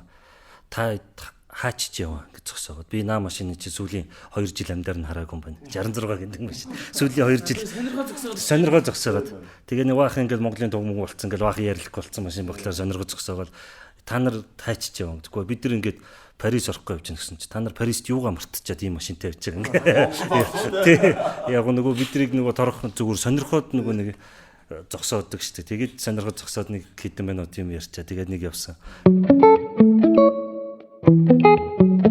Нөгөөх нь юу хийсэн бэ гэсэн бид улаан талбай дээр оноо гаргачаа цаашаа хил рүү Белорус руу хил давна гэл тэрсэн төхөөл явж исэн ч өглөө өөрөөр тэр за 6-аар явуулаг байсан тэр явцсан 6 цаг явцсан бас цагдаа зогсоогоод 1 сарын 1-нд та гуруулаа ирүүл явж байгаа юм уу те гэж нэг зогсоогоод яг зөв 2 удаа зогсоосон. Яг гэхдээ нэг бид эдийг бол нэг тэгэл амар зовоогоол ингээд яасан юм байхгүй зүгээр л нэг тийм хөгжилтэй маягаар нэг 2 удаа зогсоосон. Нэг тийм тохиолдол гарсан. Тэгэл юунд Париста та цагтаа амжиж очив цаашаа явах гэхэд бас нэг хил урсны визний асуудал гэдэг юмнууд үүссэн байдаг штэ. Тэрийг явал. Тэгээ бүр Нью-Йорк орлоо. Яла. Бид орлоогүй яах вэ? Бид нөгөө пошт очоод нөө Белорус пошт очоод Польшоос гол Америкийн виз юмнууд авах хэрэгтэй тий. Шенгений виз бол авцсан байсан.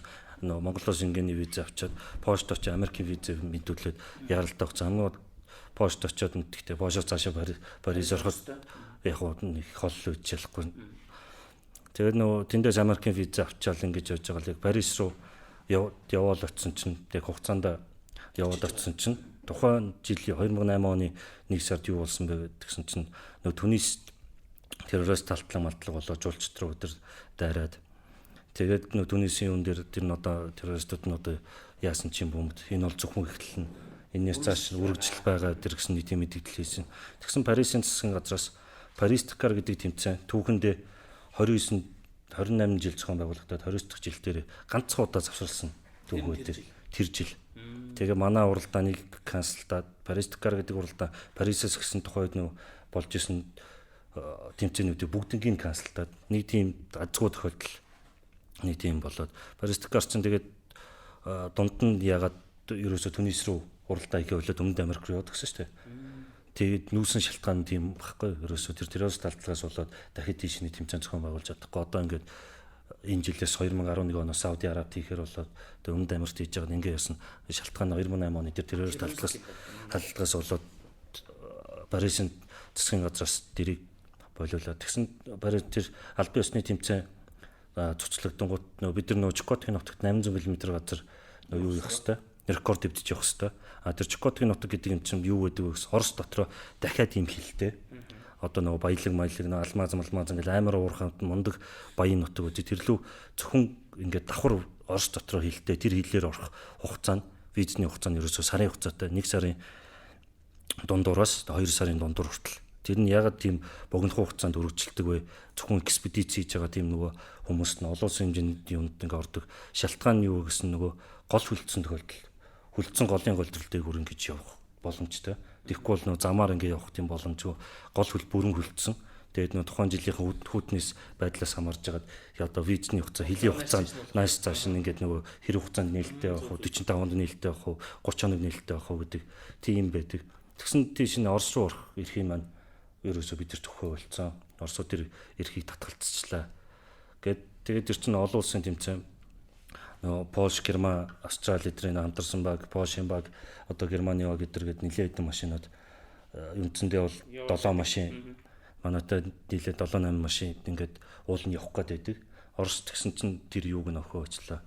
Гэхдээ нөгөө бус хүмүүс маань яасан бэ гэсэн чинь за нэгэнт хэдүүлээ яана гэсэн юм чинь зүгээр ядахна очиод үзье. Оросын тэмдэн яг тухайн яг хил дээр нь очиод ингээд нөхцөл байдлаа тайлбарлаад нөгөө засаг захиргаанд мэддэгдээд үзье гэдэнгүүт тэр нь ингээд зүгээр бид хэдийн хувьд бол айгүй сонио рисктэй асуудал болчтой.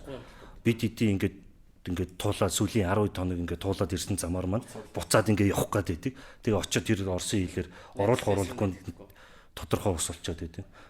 Тэнгүүд бид нар нөгөө тэнд нөгөө монголчуудын баг шийдвэр гаргах болчихж байгаа байхгүй бид ч яг бүхэл бүтэн дийж 7000 км 8000 км машин бариад очиж буцаад тэр явсан замаараа явхлаар ч айгүй утгагүй санагд. За хэдүүлээ ерөөсөө нэгэн тэнд яваад ирсэн чинь дэлхийд тойрно гэдэг юугаа хий.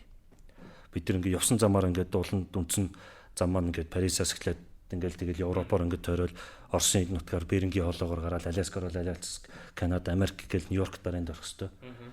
Тэнгүүд бид нар илүү 100000 км тэгж яаж чахаа хэдүүлээ зүгээр эндээсээ шууд Америк орчоод замаа эсрэгээр нь тулчдөө. Нөгөө хүмүүсээс тгээ салах шаардлага гараад нөгөө бус баг тамирчид маань зарим нэг 3-4 машин нь бол тэгээд огт яваагүй болсон байсан. 2 машин энэ Оросын хил рүү Чукотын нутг руу зүглээд очиж бас нэг машин ороод тэр цаашаа нэгтээ бүр гүн рүү явж чадаагүй зүгээр аял маягаар ороод тэгээд бутсан зурагтай байсан сүлд нэг олбоор нөгөөдөлөөс Монголын багийн хувьд бол Парисаас цаашаа Лихаврэ бонт дээрээс ачигтаад Америкийн усан онгоцон суусан байна. Тэгээ усан онгоцон машина усан онгоцонд ачаад 66 усан онгоцон сууж та өөрсдөө бид хэд яг онгоцоор нисчихлээ. Уул нь өөрсдөө усан онгоцондоо суугаа явчих гэсэн чинь ачааны усан онгоцонд бид нар чинь суух боломжгүй. Тэр том 66 чи яадаг гэхээр 40 тонны контейнерийн юу шиг юм суурин дээр тавиад хамгийн дээдл дээр нэг ачдаг юм байна задгаа. Дээр нэг контейнерууд очиад хамгийн дээр нэг гэж ачдаг. Тийм ачаа алгаа болдог. Тэр онгоцонд нь бид нар суух боломж байхгүй. Тэнгүүд тэгээд крузэнд суултаа биш ялтаа хэдүүлээ Америк руугаа нисээд очиод Америктаа нисчихэж байгаа. Агаар нисэх үл ойлгомжтой. Нөгөө машин зээсэн. Машин чи бид яхад чи 28 хоногийн дараа. 28 хоногийн дараа бид яг манай авгах маань Вашингтон ДС байсан. Байдаг учраас бид бол тэр дээр актер хөндрөл гарсан гайгүй. Гэхдээ нөгөө машин хийзээ ирэх юм болоо гэвэл нөгөө машинаа хүлээгээл байж ядсан 3 байж гарч тийм ч. Машинаа санаа. Дөрөвт гişнээ санаа. Тийм дөрөвт гişнээ санаа. Балтимор дээр нөгөө машин маань буух хэвээр. Тэгээд тийм машин ачгаад чинь бас зугаатай Францууд ингээд тавьж байгаа шаардлага ингээд машин чинь ингээд дотроо ингээд хов хоосон байх хэвээр. Юу ч байх хэвээр. Дотроо юу ч байх хэвээр. Тэгээд бид нар чинь тэр бүх ачаануудыг ингээд жижиг ингээд барьдаг гэр хүртлээ байсан. Бид нар одоо нөгөө яг ингээ энэ тэнийгээ бариад явах Монгол гэрээ бас энэ тэнд байсан барай сурчлаад явах зориул дээр аваа явсан. Тэр гэрээ ачаа явах гэсэн наадгыг чинь хүртэл болохгүй гэл тэгэл өвлөлийн нөгөө гутал мутал тэгэл актрумтын нөгөө асах 60-70 градус дүмсдэг тийм гутал хувц юмнуудаа тэгэл машин дотор нүдэн анил хийж байгаа юм чи тэгэл гойж ин тэгэл аччих гэл нөгөө Француудаас гойж байгаа дотор нь баах юмнууд хийгээл ачаа явуулсан. Балтимор дээр очсон чинь Францын харууд гэж бас сайхан хүнд харууд нөхдүүд байдаг юм байна. Ерөнхийдөө тал юм Францд тусагдаал, тал юм Балтиморын харуудад тусагдаал, машин маань тэгэл үндсэндээ нөгөө ингээд нөгөө шалтан гэдгээр тэгэл Балтимороос аваад өдөр чинь Нью-Йорк ороод Америкийг хөндлөнгуултуулаад тэгээд нөгөө дөрвөн том хот тийм дөрвөн том хотуудаар Нью-Йоркт нэг уулзалт хийгээл Вашингтон ДС-д нэг уулзалт хийгээд Чикагод нэг уулзалт хийгээд тэгээд илээд Сандос нэг уулзалт хийсэн 5 6 ч. Явсан илээ явсан. Тийм машинтайгаа 66 тагаа ингээл хүмүүстэй ягаал тэгэл хаяа маяа дээр чи явж байхад ингээл монголчууд хараад нүдэн өрөө дээр гараад монголчууд чинь их трак өрдөг. Монголчууд ялангуяа нөө Орос одоо энэ социалист системийн орны нөхдүүд 66 харцал тийж бүр шээс гочих юм чинь трактын жолооснос хажууд гарч ирэл сигналдаал хашиграал тэгэл ураа гээл тэгэл бас сонин метр юм. Тэгээд дахиад тэр баруун эргээсээ цаашаа ачигтаад Монгол төрж ирсэн. Баруун эргээсээ ийшээ Тэнжин рүү ачигтаад Тэнжинээсээ наашина машин аваад бид зам үүдэр Тэгээ ингээд газрын зураг тойрч. газрын зураг ингээд харах юм бол ерөнхийдөлхийг ингээд бүслэгээр нь тойроод өргөдөрч байгаа. Тийм бүслүүрээр нь тойрол байдаг. Жохон дээг. Одоо тийм байгааз ингээд харангуут ингээд дэлхийг ингээд үндсэндээ Монгол руу бид нар хойшооноо гараа явсан. Оросын нутгийг хөндлөн дуулаад ингээд тэгээ урдаас ингээд ороод Америкийн хөндлөн дуулаад дэлхийг бол ингээд бүслүүрээр нь 66 гэдэг автомашиныг тойруулаад өөрсдөө цуг тойроод хүрээд ирсэн. Энэ 66 хаана вэ? Энэ 66 байгаа. Хаана вэ? Ядаргаа. Байгаа тийм. Байгаа явуулчихсан байгаа. Чи хаана байгаа юм тэр нөгөө нөхдүүд шиг адилхан юм доо. Нөгөө харуулж гэмээр тоох. За үнэхээр гоё. Тэгээд яриул асар нөгөө баялаг түүхийг би хажуудлаас нь гатгасаар гоод нилээ их богино товчуулгачлаа. Тэгээд сонсогчд ойлгоорой. Тэгээд бас нөгөө цаг хугацаанд баригдаж байгаас дараа бид бас нөгөө Батуулд ахыг тэгээд болвол Батуулд ахыг тэгээд энэ лавгахантрыг уураад цөмөр энэ талаар бүр нэг бүтэн нэг нэвтрүүлэг үлийг сонирхолтой. Тийм хөгжилтэй сонин гачимын яриул их гоё бахарх. Өнөөдрийн юм дээр цөмөр ингээ яриад ирлээ. Ерөнхийд нь яриулчлаа шүү дээ тий. За ингэж явсан амтлуулаад орхиж ийн гэсэн үг. Тэгээд түрүүн нэвтрүүлэг подкаст эхэлж байхад би хэлжсэн шүү дээ. Өнөөдрийн зочд бол тэр дундаа бас мото спортын одоо дамжтай. Тэгээд манай зочд маань ярьжсэн ер нь машин анх унахаас илүүтэйгээр ер нь бол бас хамгийн ихтэй мотоцикл одоо унж сурсан гэж ярьжсэн. Тэгэхээр мото спортод гаргаж ирсэн амжилт болон ер нь яагаад бас мото спорт руу орсон. Мото спортын бас сайхан нь юу вэ? Хэцүү нь юу вэ? Би бол үнэхээр одоо мотоцикл дээр бол зүгээр сундлуулаад явна уу гэхээс өөрөө бол бариад үнэхээр хөдөлгөж чадахгүй. Тий, өргөжл хийжсэн. Эйгүү байдаг байхгүй. Тэгээ хүмүүс бас ярьдаг штэ. Хүн мотоцикл авлаа гэж нэг баярлдаг. Амьд гарлаа гэж нэг баярлдаг. Зарлаа гэж нэг баярлдаг гэдэг тэгээд тэгж яриад байдаг байхгүй. Тэгээ 4 дугуйтайгаа хүртэл бас эйгүү унаад яваад байдаг хүн 2 дугуйтай хэцүү гэж бас олон яриануд байдаг. Тэгэхээр яг одоо энэ чиглэлийн бас бүр яг энэ чиглэлээрээ бас олон жил одоо унаа тамирчин гэдэг нэрийг зүгээд ингэ явж байгаа хүмүүс бол илүү олон зүйлийг ярих байх гэж бодож байна л да. За мотоциклийн тэмцээн уралдаа манай Монголд бол олон жилийн түүхтэй юм билэ. Би чинь 8 дугаар анги төгсөөл ер нь мотоцикл унсуурал тэгэл ер нь уралдаж эхэлсэн. Анх мотоцикл уралд нарын гурвалжингийн дээр хийж уралддаг байлаа. Тэр мотоциклээр уралдах бол яг энэ техникийн спорт л гэсэн. Хүнээс ерөөсөө хамгийн байж болох нэг юу гаргадаг. Дэсвэр. Дээрээс нэг мэдрэмж. Тэр нь 2 дугуйтай юм дээр. Тэгээд бид нар чинь зүгээр ингээд замаар явахгүй нэ харайж марайж уралдаж штэ. Тэгээд бид нар яг миний хувьд бол яг ингээд 100% ингээд яг бэлтгэл хийж уралддаг байсан. Тэр анхынхаа юунд мотоцикл хяналтдаг засварч юмсан байхгүй. Тэгээд бид нар боломж олдвол уралдацгаадаг. Тийм залуучууд байсан. Тэгээд мотоцикл унж уралддаг байсны даваа тал үрд хүн одоо нэлээ шүрмслэг болд юм байлаа. Чанга дэсвэртэй болд юм байлаа. Мэдрэмжийн хувьд бол 4 дугуйтай мэд тогтоогод ингээд явах бол бас мотоцикл өрхөөс хамаагүй хэлбэр санагддаг ш надад. Зориглоо байвал тэр машинтай тэгээд ер нь тавьхгүй. Мотоциклтэй бол бид нар чинь ингээл 120 30-тай. Тэгээд тэр жалгагүйгээр харайх үсрэх үү яах вэ гэдэг. Тэгээд мотоциклийн уралдаан бол ер нь бол яг манай тамирч дээр дээ. Ир зөргийн спорт л гэдэг тийм техник яг машин ч гэсэн ялгаа авахгүй ир зөрг л да. Тэгвэл яг мотоцикл бол да ялангуяа хүмүүс илүү ир зөрг. Тэгээд нэг биеийн хүч самбаа юу байдаг. Тэгээд одоо Америкч одоо энэ бас ер нь зүгээр одоо суперкросс, мотокросс гэдэг ралли энтер гэдэг. Тэгээд энэ эдний тамирчид бол ер нь зүгээр яг иймэрхүү төрүүлж байгаа юм одоо дэлхийж байгаа алдартай хүмүүс болно. Яг техник гэсэн юм л да. Техник машин уралдаг хүмүүс бол их алдартай болдог. Ялгаа авахгүй тэгэл кросс моросоор мундаг уралдаг хүмүүс илүү одоо хүмүүс залуучуудын одоо амар шиддэг тий. Тийм даган дураадаг. Тийм залууч юу үлгэр дүүрэл болдог. Илүү л миний бодлоор бол илүү тийм одоо баатарлаг юм да тий. Насны спорт л доо. Насан турш гэж байгаа юм уу залуу насны гэж байгаа юм. Залуу насны. Одоо ингээл яг ч машин бол хүн сүулт нь ингээд сурсан байж болно, яаж болно. Одоо Дакар дурлалдаг энэ том тамирч идэр чи одоо 40 идтэй, 50 идтэй. Одоо дундаж нас нь 40 ид мэттэй. Тэр чинь бас нилээ Яг тэр хүмүүс ингээд 40 хүмүүс моцикл дээр гараад уралдахад тэр хүний бие организм тэрийг хэрэгэд дийлэх чадвар байхгүй болоод ерөнхийдөө жоохон хөвшрөх тал руу орж байгаа тийм байдаг. Моцикл тийм учраас залуу хүний экстрим спорт гэдэг талаараа нөгөө залуучууд их сонирхно. Яг 18 9-тэй тэгэл яг одоо хэд хүрдгийг. За дээдл нь одоо бараг л дээдл нь 30 хүрэл бараг зодог тайлах байх моциклын бол том дамирчд. Тэгэл моциклоос зодог тайлсан хүмүүс чинь эргээд моциклтай биш юм аа гэхэд ингээл машин руу ордог ч юм уу. Тэгэл ингээл раллид явдаг, холын зан юмд ордог. Нэг тийм яаж явдаг. Тэгэхээр бас насны үед бас их ялгаа бас тэр дээр гарч ирж байгаа. Ялангуяа залуучууд бол моцикл 2 дугуун дээр ингээл хашаагаал юм дээр ингээл харайл ингээл явах чинь бас тэр чинь амар гоё кап авна шүү дээ. Тийм учраас их залуу насны спорт. Хайрын одоо яг энэ мотоспорт тэр дундаа кросс англ гэж явах. Англ нь кросстой юм. Бол яг энэ моциклоор өөрөө сонирхлын хувьд байна. Идэртээ уралдахгүй.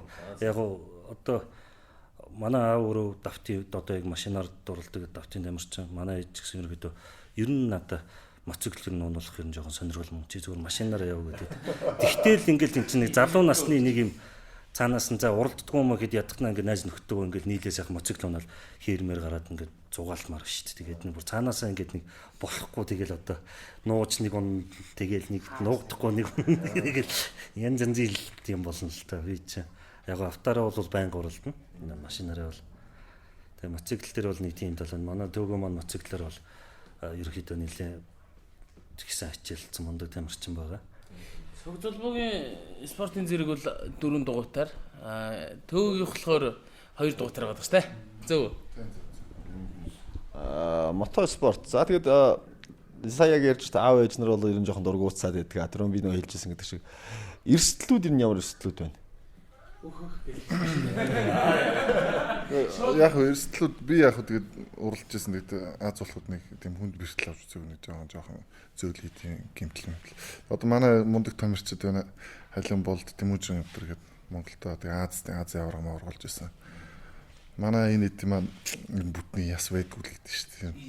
Тэ одоо халуукгийн игэмний жишээ нь хүний онохоор хүн чинь унахаараа ингээл мэдээж шургаал унжааш мэцэглэд. Игэм ерөөсөө байнга явгана. Одоо манай халуукгийн чинь игмээ хит хатуулсан гэдэг. Сүүлдээ тэр чинь ингээ хатгаар ингээ бутраад тогтох юмгүй болоод сүүлдээ энэ Америк очиод юм титанан юм игэм ровч гоо. Өөрөө баг явахгүй. Тэгээд хаширахгүй юм те? Одоо хаширахгүй тэр чинь хүн нэг чи одоо улмал бүрээ тэр титаныг юу хийлэгтэй. Тэгээд хүн чинь ингээд юу юм бэлээ шүү дээ. Нэг юмнаас кафе тэрийг ингээд бэртэж хэмтдэг ч гэсэн тэгээд бусад тийм юмнаас кафе хойлоо тэгээд нөгөөх моцикл тийм хичнээн бэртэ гэмтэр гөлөг маргааш нэг л хөвтөл 7 хоног хөвтөл эргэж босч ирэл тэгэл дахиад нөгөө нэг юмнаас одоо дугуунаа ч юм уу те өөр ямар нэг экстрим юмнаас кафе ховлцдаг. Моцикл адреналин юу юм өдр гэж ялгардаг ч түүний одоо яг яаж ялгардаг жишээ нь ингээл хурднаас кафе авал ингэцүүн одоо яг л хүн ингээ хард амгинд орцсон хүн байдаг шүү дээ. Яг тэрнтэй ингээл одоо энэ спортод ингээд нэг юмаа зориулаад тэрнээс яг ингээл тэр кафег мэдрээд авцсан хүн бол тийм өөр юмнаас кафе авч чадахгүй. Одоо би тэр одоо ялангуяа нэг экстрим спортын ширээний теннис тоглоод тэрнээс яг тийм тэр авдаг кафе хизээч авахгүй байхгүй. Одоо юу ч үгүй өөр ямар нэгэн спортоор хичээлээ чинь яг тэрийг ингээд цаанаасаа биеийг ингээд нэгтэг үлчдэг. Одоо тгийж тайлбарлах юм да. Тэгээд нэг зүгээр үеж чадахгүй цаанаас нэг гараад ийшээ нэг одоо энэ жил ялангуяа ингээд юу муутай ингээд тэмцээ уралдаан байхгүй ангууд ингээл байж чадал хөдөө гарч давхмаар санагдал нэгээ уруудтаа латгаал тэгээд нэг байж чадал нэг тийм болдог. Бид нар уралдаал тэнд ямар ч эрсдэлгүй яхаа уралдаад ирвэл нэг уралдаан болоо гоё. Тэгээд тэр дунд чинь нэг моциклоор ч машинаар уралж байгаа л тэр чинь эвгүй ингээ харайхтай. Тэгэл тэр үед хүн чинь ингээл нэг ээжээч гэдэг мааваач гэдэг яг өөх гэж штэ гэл дотроо бүр палгээл бүр амар болдог. Тэгэл уралдаанд тэрэн дээр тэгэл нэг медаль авдаг ч юм ямар ч амжилттай ингээл дуусан. Яг ерөөсө тэрийг ингээ хүн чинь ингээ юу гадаг тэр мэдрэмжтэй. Яг тэр нэг айцыг даван туулаад те. Яг ингээл палгээл бүр ингээл хүн чинь ингээл яг юу ядаж ш нэг машинтай явж байгаа ингээл жалган малган цохиулаад бүр ингээд 2 дуун монд ингээл босоод ирж байгаа. Тэр хүн чинь ингээл за хүлээдэж гэдэг юм уу амар урт тавьж байгаа ш бид нар. Яг тэрнээс яг тэр авсан мэдрэмж нэг тархинаас ялгардаг нэг бодсон юм шүү. Тэгээд ер нь тэгэл уралдаан болно ерөөсөө тэгэл яг л одоо дахиад тийм эрсдэлтэй илүү л хурдтай тавих гэж тийм болчт юм л. Унчаад босч ирэнгүүтлээ яг унах гэж шнэ гэж. Тийм гайг бол ёстой л хийгэн Тийм, тийм. яг Тэр моцорглын тамирч одоо халин болд эдэргээд түрүүн ярьлаа л да. Тэр тамирчид маань ямар их эрсдэл гаргаж иж ямар их одоо юмыг даван туулж иж энэ дэлхийн хэмжээний тамирчин болж чад чинь тэр бүтэн яс байхгүй гэж чинь тэр хүн тийм их хэмжээний бэлтгэл хийж өвдөлтийг төвчж иж тэгжиж энэ тамирчин хүн гэдэг чинь тэр амжилтанд хүрч байгаа байхгүй. Тэгэл ингээ зүгээр бидний ингээл машин барайл ингээл онгороотой л хазал тавьж байгаа л ингээл медаль зулгаачаад ирлээ гэж одоо зарим хүмүүс бас ойлгож байгаа хүмүүс ч байгаа. Зарим одоо яг үнэхээр мэддэг хүмүүс ч байгаа. Бид хэд чинь тэр машиныг янзлна. Зөвхөн ингээд 3 хоног уралдаанд явахын тулд бүтэн сар машинаа бэлтэн өөрсдөө машиныхан бүх юмыг янзлна барина гэл тэр болгон маш их золиос байгаа. Тэр болгонд ар гэр маань хүлэн зөвшөөрнө, аав ээж маань хүлэн зөвшөөрнө. Одоо жишээ нь хэд би одоо 3 хүүхэдтэй манай төвгөн маань ч гэсэн 3 хүүхэдтэй уралдаанд ингээл бэлтгэлээ бацаагаал ингээл эхлэх за хамгийн багадаа 2-7 хоног бэлтгэл бацаахад тэр болгонд ч ингээл тэр одоо манай эхнэр маань ар гэрийн амьдралыг ганцаараа дагаа зохицуулаад аав ээж маань бүгд одоо туслахын дээр нь туслаад ингээл амар маш их юм чин одоо хүн одоо өнгө санхугаас гадна их юм золиосчиж хүн амжилтанд хүрдэг. Спорт бол ямар ч спорт юм. Одоо тэрийг бол тамирчин хүмүүс л ёстой тамирчингаа ойлгох хэрэгтэй л гэж би боддог шүү дээ. Хамгийн дээд л 4 өдөр л яг нойрг байсан. Өнгөрсөн жил. Яг доронтой юм тийм машина дуу тэмцээн болох гэдэг машин болоог байсан. Тэгэл магнаас үлийн 2 өдөр ирсэн нат дээр 2 өдөр нойрг байсан. Би яг 4 өдөр. Хүн чинь тэгээд яг ингээд 4 өдөр ягаа тэгээ тэмцээн центр очичоод хүн чинь ингээд баг тал мэдрэл болчих тийм л ш. Ингээд хүмүүс ярьж байгаа юм чи ойлгох болоо тэгээд тийч чинь юм ингээд хитрхий жоон цайгаа тэгээд тий нар марч айгу хурцуулаад тэгэл яг унтчих чадах болчтой юм л. Толгой дүүрэл тэгээд яг 4 өдөр болоход Хин нэг дуудаа бүр амар юм. Ер нь нэг хагас юуны байдал орчдөг л гэдэг юм л. Тэгээ заавал өөрөө унтахгүй заавал унтуулдаг одоо унтуулах тайвшруулах тариа хийжээж тэгжиж унтдаг. Тэгэхгүй бол унтахгүй нэг яг зарим одоо олон оноо нойрг байхаар нэг зарим үедээ солиороод байгаа юм шиг тийм болчдөг юм шиг байна лээ. Ер нь айгу мартамхаа. Би яг 4 өдөр Хүн ингээ өдөөс юм яриад тэгэхээр ингээд аман ингээл хөдлөөл тэгтлээ ядар шүү дээ. Юу яриад байгааг нь ойлгохгүй. Тэгээд би одоо тэр Нисеки гэдэг нөгөө олон хоногийн 8 хоногийн тэмцээн болдог юм. Монгол цахан бол олон улсын тэмцээн. Тэр тэмцээн дээр би нөгөө тухайн үед одоо нөгөө бас мөнгө санхүүгийн боломжтой тэр юунаас тэр ингээл тэмцээндээ бэлдээл 2-3-7 хоног тэмцээнд машинаа бэлдээл ингээл бэлдэж байгаа л тэрэн дээр тэмцээндээ механик гэдэг тэр машин тэр нөгөө сервис хийх тийм тусгай зөвшөөрлөлтөө хүн авч яваагүй. Тэгэхээр яадаг вэ гэхээр бид тэр ингээд 8 хоногийн турш ингээл уралдаж ирээл машинтайгаа өөртөө ноцолдог. Одоо өчтөрм ахлаа угаах бит хоёр маань уралдаж ирчээл ядарч өгөх гэж тэгэл тэр машина маргааш өглөөний гараанд бэлэн байлгахын тулд ингээл яг сүүлийн 8 хоног моног дээр ингээл хүн ингээ юм ярихад ингээл өглөө нэг 2 цаг унтсан ч үгүй 3 цаг унтсан. Тэгэл яг ч олон хоногийн ядаргаанаас бол ингээ хүн юм ярихад ойлгохоо байгаа л. Тэгэл машин барайл ингээл уралдааны замд гараа явсан. Эхний би 30 минут л ерөөд нэг тийм нойрноосоо цирч чадахгүй юм уу яагаад байгаа юм тийм юмаа ингээл ойлгохгүй ингээл их жоохон манраад өдр бүр тэгтлээ хүртэл ядарсан. Энэ нөгөө замын хөдөлгөөний дүрм дээр гаргасан шүү дээ. Би хэд ядарсан нойрмог үед бол машин барьж болохгүй гэх дүрм дээр одоо заагаад байгаа шүү дээ. Уу яг тэр бол мэдээж тийм л дээ. Гэхдээ энэ чинь автоспорт гэдэг юм чинь тийм их энерги одоо ингээд засмал дээр ингээд машин бариа гараа явах юм бол одоо энэ автоспортын тамирчид бол ялангуяа за ингээд бараг шулуундаа 1000 км яваад очиход бол бараг ядрахгүй яваад очих чинь одоо ер нь бараг ихэнх тийм хүмүүс байгаа. А тэгэхэд тэрийг ингээд 500-600 км ч юм уралдаад очино гэдэг бол маш их хүнээс энерги шаарддаг. Одоо ингээд бид нар өөрсдөө ингээд бидний бие физиологи ингээд одоо ингээд зүг зүгээр байж байгаа анханасаа төрөхтэй юм болчихж байгаа шүү дээ. Бид нар энийг чинь ингээд багаасаа одоо нөө машин барьсан ингээд багаасаа гэсэн ингээд олон жил ингээд уралдсан ингээд туршлагаараа ингээд хүний бие физиологийн ачааллыг дагах чадвар ягаал ингээд эн чинь бэлтгэл болол моциклын ч юм бол ялангуяа ингээд моциклээ өргөж яадаг мадаг бүр ялангуяа бүр биеийн хүчний юм уу тэр шал ондоо болоод тэр одоо моциклийн тамирчин одоо нэг фитнесээр нэг хичээлдэггүй нэг тийм хайнг тамирчин байл л да. Яг бүгд л ихэнх нь хичээлдэг баг. Тэгтэл тийм хайнг тамирчин байсан ч гэсэн бараг л тэр хүний шүмс булчин болвол бас энгийн хүнийхээ шал ондоо болцсон. Тэртээ дэргүү тэр моциклын дээр өөрийгөө ингээд чангалаад явцсан, ингээд сурцсан, машин дотор ч гэсэн ингээд хэсэгтэй яваад сурцсан олон километр тэр нөө рефлекс гэдэг юм суугаад шал ондоо бас нэг ингээд нэг ондоо арай нэг мэрэгжлийн төвшөнд ингээд болох гээд ингээд тэр хүний бие физиологи нь хөгжөөд яваад байна л гэсэн үг л дээ.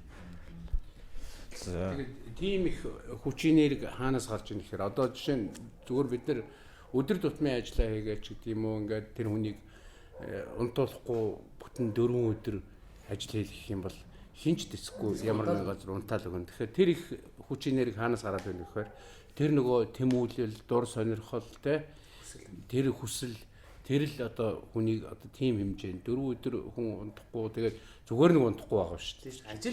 Ажил хийгээд толгоогоо ажиллуулаад тэгээд ингэнэ гэдэг бол бас л их хүчин нэрг шүү те. Энэ мотоспортын тэр дундаас энэ мото ундаг хүмүүсээс би бас асуух байна л та. Би бол одоо нөгөө 4 дугуйтаа унаал энгийн одоо суудлын одоо хэрэглээний тэргээ унаал замын хөдөлгөөнд ордог хүн те. Тэгээд сүүлд бол ингээд интернетээр ч гэдэг юм одоо Facebook, YouTube-ээр зөндөл юмнууд үзэж байна л да. Ингээд харж хахад одоо автомашин мотоцикл хоёрын хооронд мотоциклд жолооч, автомашинтай жолооч хоёрын хооронд бас янз бүрийн зөрчлүүд их гардаг. Одоо зүгээр энгийн зүгээр замын хөдөлгөөнд шүү дээ тийм үү? Бие биентэйгээ одоо юу гэдгийг зарим тохиолдолд ойлгодог хүн байна, ойлгодоггүй хүн байна. Дийлэнх одоо энэ олон мянган машин өдөр тутамд хөдөлгөөнд орж байгаа та нар бол бас ингээл энэ хөдөлгөөнд давхар ороод ингээл явж байгаа. Тэгэхэд энд бол ингээд гардаг зөрчил одоо бас магадгүй бидний сонсож байгаа жолооч нар их байгаа шүү дээ. Хүмүүс бол бас манай подкастыг бол энэ нэг цаг гарan явдаг учраас машиндаа ингээд нөгөө төвжрөнд ч гэдэг юм их сонсдог.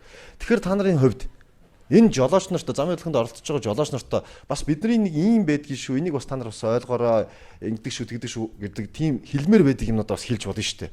Яг тэгэхээр хүмүүс бол ойлгохгүй. Ингээд нэг чанга орлуулсан, ингэсэн тэгсэн хажуугаар сүлдсэн хүмүүс л гэж бас жолооч нар боддог хүмүүс байгаа.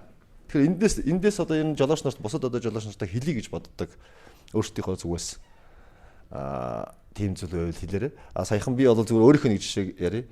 Нөгөө мотоцикл ингээд чанга хаазлаад явхаар ягаад тэр нэг том машин шиг харагддаггүй учраас толинд харагддаггүй учраас заавал чанга хаалж орж ирдэг. Тэгэхээр би ирж шүү гэдэг нэг мэдээгээ өгдөг гэж бас ярьдаг шүү дээ тийм үү. Тэгээд араас ирэхэд мэдээж хоёр машин одоо төгжил зогсож хахад тэр мотоцикл дундуур нь багтах зайгүй бол би дээр нэг ингээд жоохон хажууд тишээ болгоод гаргасан урд гараа явахдаа гараа өргөд эргэж харахгүй л тэгэхээр гараа өргөд ингээд яваад гэж байгаа. Гэх мэтлэнгээр бас ингээд нөгөө дохионы ч гэх юм олон төрлийн юм ойлголтууд байдаг гэх мэтчлэн ингээд энэ дээр бас нэг жоохон хэлэх санаа оноо байвал хэлж болно. Байлгүй яах вэ? Магадгүй яг одоо жолооч нар юм бол зэмс манай одоо энэ соёл маань ингээд хөгжүүл баг багаар ингээд явж л байгаа.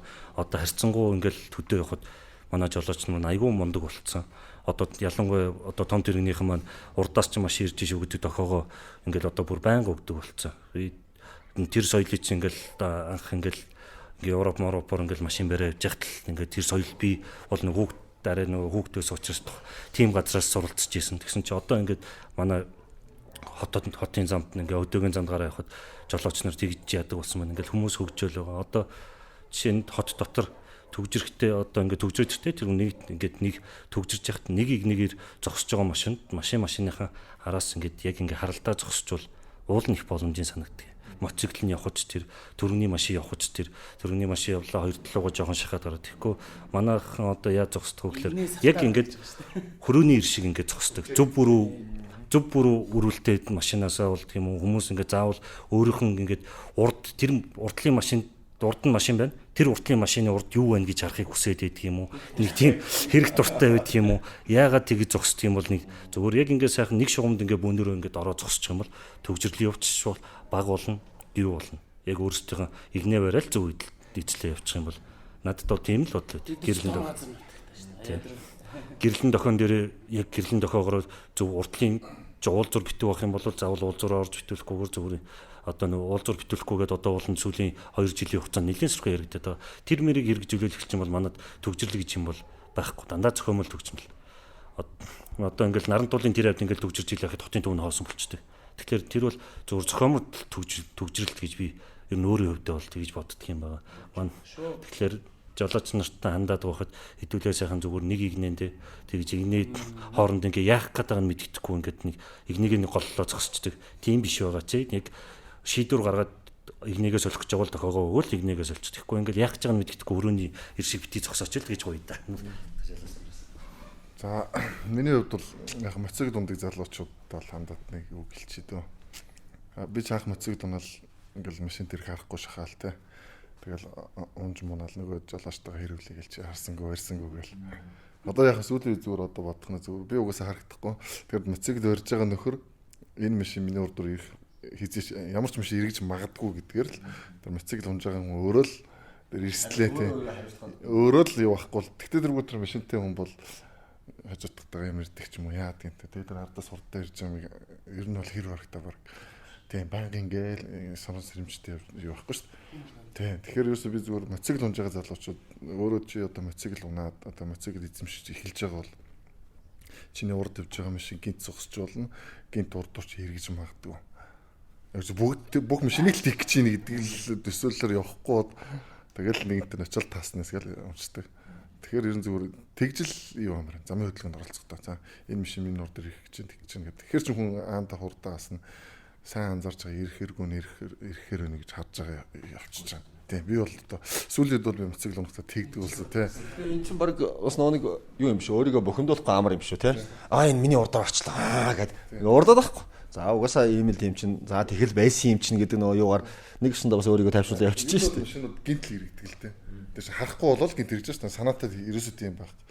Тэгээ айгүй олоодаа тэгээ би унж мунаал хэрүүлээ гэж бодсон үү тэр тийм зөндөө болсон. Одоо сүүлийн чинь тэгээд нас тий. Ухаас угаад одоо тавгийнхаа хажууд бүгдээ ийм ярихгүй гэх. Нам сууж юм. Намсных гэдэг нөгөө юм өгсөж байгаа шин олон туршлагаж чинь гэсэн үг л дээ. Тэгээд би ч гэсэн ингээл залуу байхдаа ингээл нөгөө 69 онд уралдааны 69 он ингээл 9 янз ингээл гоё машин ингээл гоё чөлөөтэй явчихсан дээр явахгүй тэгэл бүр ингээл байж чадаал цаанаасаа ингээд нөгөө тийм одоо ингээд омг нэг юм уу юу нэг юм гээд байж чадаал бүр нэг тийм дэлчилсэн насны үе бас байж тээ. Тэгээ одоо бол харьцангуй ингээд одоо уралдахындаа уралдаад үзчихлээ ингээ ягаад үзсэн ингээд заавал энд ингээд их хүн дээрлдээд байх ч үгүй тийм нэг тийм сонирхолгүй ч юм аа. Тийм цаанаас нэг тийм байж чадсан юм гайгүй. Тэгэхээр тийм шиг гон одоо залуу тийм ингээд одоо мэдээж залуу хүний ааг омгтой бид нар ингээд өөрөлд ингээд уурлаад босоод ирж байгаа залуучуудыгаа эвтэйхэн харгалаа тэдэртэйгээ модалцаад байхгүй тэрэндээ эвтэйхэн зөв заа зөвлөөд одоо ингээд болохгүй хүмүүст эвтэйхэн зөвл хандлагатай болцооч үл ер нь зүгээр бах таа л хоорондоо арцалтаад байхгүй л үл их зүгээр юм уу л гэж боддог болоод эсвэл үед. Сүүлийн үед ер нь манай замын хөдөлгөөнд оролцож байгаа залуучууд хөдөлгөөнд оролцож байгаа энэ жолооч нар бол харьцангуй богино хугацаанд бас их засарж байгаа тэрийг хараад их баярлж байгаа. Одоо ингээд харж байхад дайраал байдаг байсан бол одоо нэг хүн дохио өгөөд нэг игнэвэр эзлэхэд тэрэнд зам тавиад өгчдөг. Тэрний урдуур дохио өгөөд орсон машин бас нэг гэрлээрээ дохиод аваараа дохиод нэг баярлаа гэж хэлчихдэг. Тэрэндээ урамшаад явдаг. Энэ соёл одоо өстой нөгөө баг багаар ингээд нэмэгдээд бас харьцангуй гайгүй болж байгаа. Тэгэхээр машин барьж байгаа нийт жолооч нартай энэ соёлыг улам хурдан дэлгэрүүлээд ер нь бол одоо гадны улс орнд Америкч гэдэг юм уу, Японч гэдэг юм уу манай монголчууд машин бариад явахаараа тентхийн дүрмийг ягшлал баримталтай мөртлөө Монголд ирж хараа энэ нөхрийг л урддураа ерөөсөө оруулж болохгүй шүү гэсэн нэг тийм нэг юм байгаад байдаг гэсэн тэр жоохон саарж ингэж байна. Тэгэхээр одоо хөдөлгөөнд бие бинийгаа хүнэлж ингэж оролцож байгаараа гэж уриалах байна. Тий. Соёлтой оролцоод эхэлсэн нөхдүүдэд баярлалаа гэж хэлэх байна. Тэгээд энэ соёлыг улам хурдан түгээн дэлгэрүүлээрэ гэж автгимын зүгээс уриалах байна да. Тэгэхээр сая тэр тогтхын хилдгийг бол хараад зөвхөн мотоциклтай улсууд гэлтгүү. Автомашинтай улсууд маань ч гэсэн за энэ ч угаасаа дохио өгөхгүй гинт дарж магадгүй дээ гэд машиныг бодож ямар юм шиг байна. Тэгэхээр бохимдохгүй өөрөө бохимдохгүй нөгөө үнтэй ч гэсэн аваар ихгүй. Бүр даваад бодох юм бол хүн өөртөө бас өдөр тутам хэрэгжүүлчмээр л зан үйлэлтэй. Юу гэхээр энэ хүн надтай яаж чарцж магадгүй те. Тэгэхээр энэ хүн магадгүй намайг шууд зохиод авчиж мэднэ. Тэгэхээр хүнтэй анханасаа нөгөө стресстгүй тулд уурлахгүй тулд бэлтгэлтэй л өөрийгөө бэлдээл яг л мотоцикл унж яваа хүн шиг өөрийгөө бэлтгэлтэй л юмар юм шиг байгаа машин ч мотоцикл ч тийм ээ. За тэгэхээр өнөөдөр хүрэлцэн ирсэн та бүхэндээ маш их баярлалаа. Үнэхээр маш олон сэдвээр ярилцлаа. Цааш нь дэлгэрүүлээд ярих сэдвүүч их байна. Тэгээд цагтаа багтаах гад жоохон яарал сандруулсан бол уучлаарай. Тэгээд дараа улам дэлгэрүүлээд арай өөр өнцгөөс нь арай өөр сэдвэр цөмөрөө эргэж уулзцгаая. За тэгээд хол харж хол явна.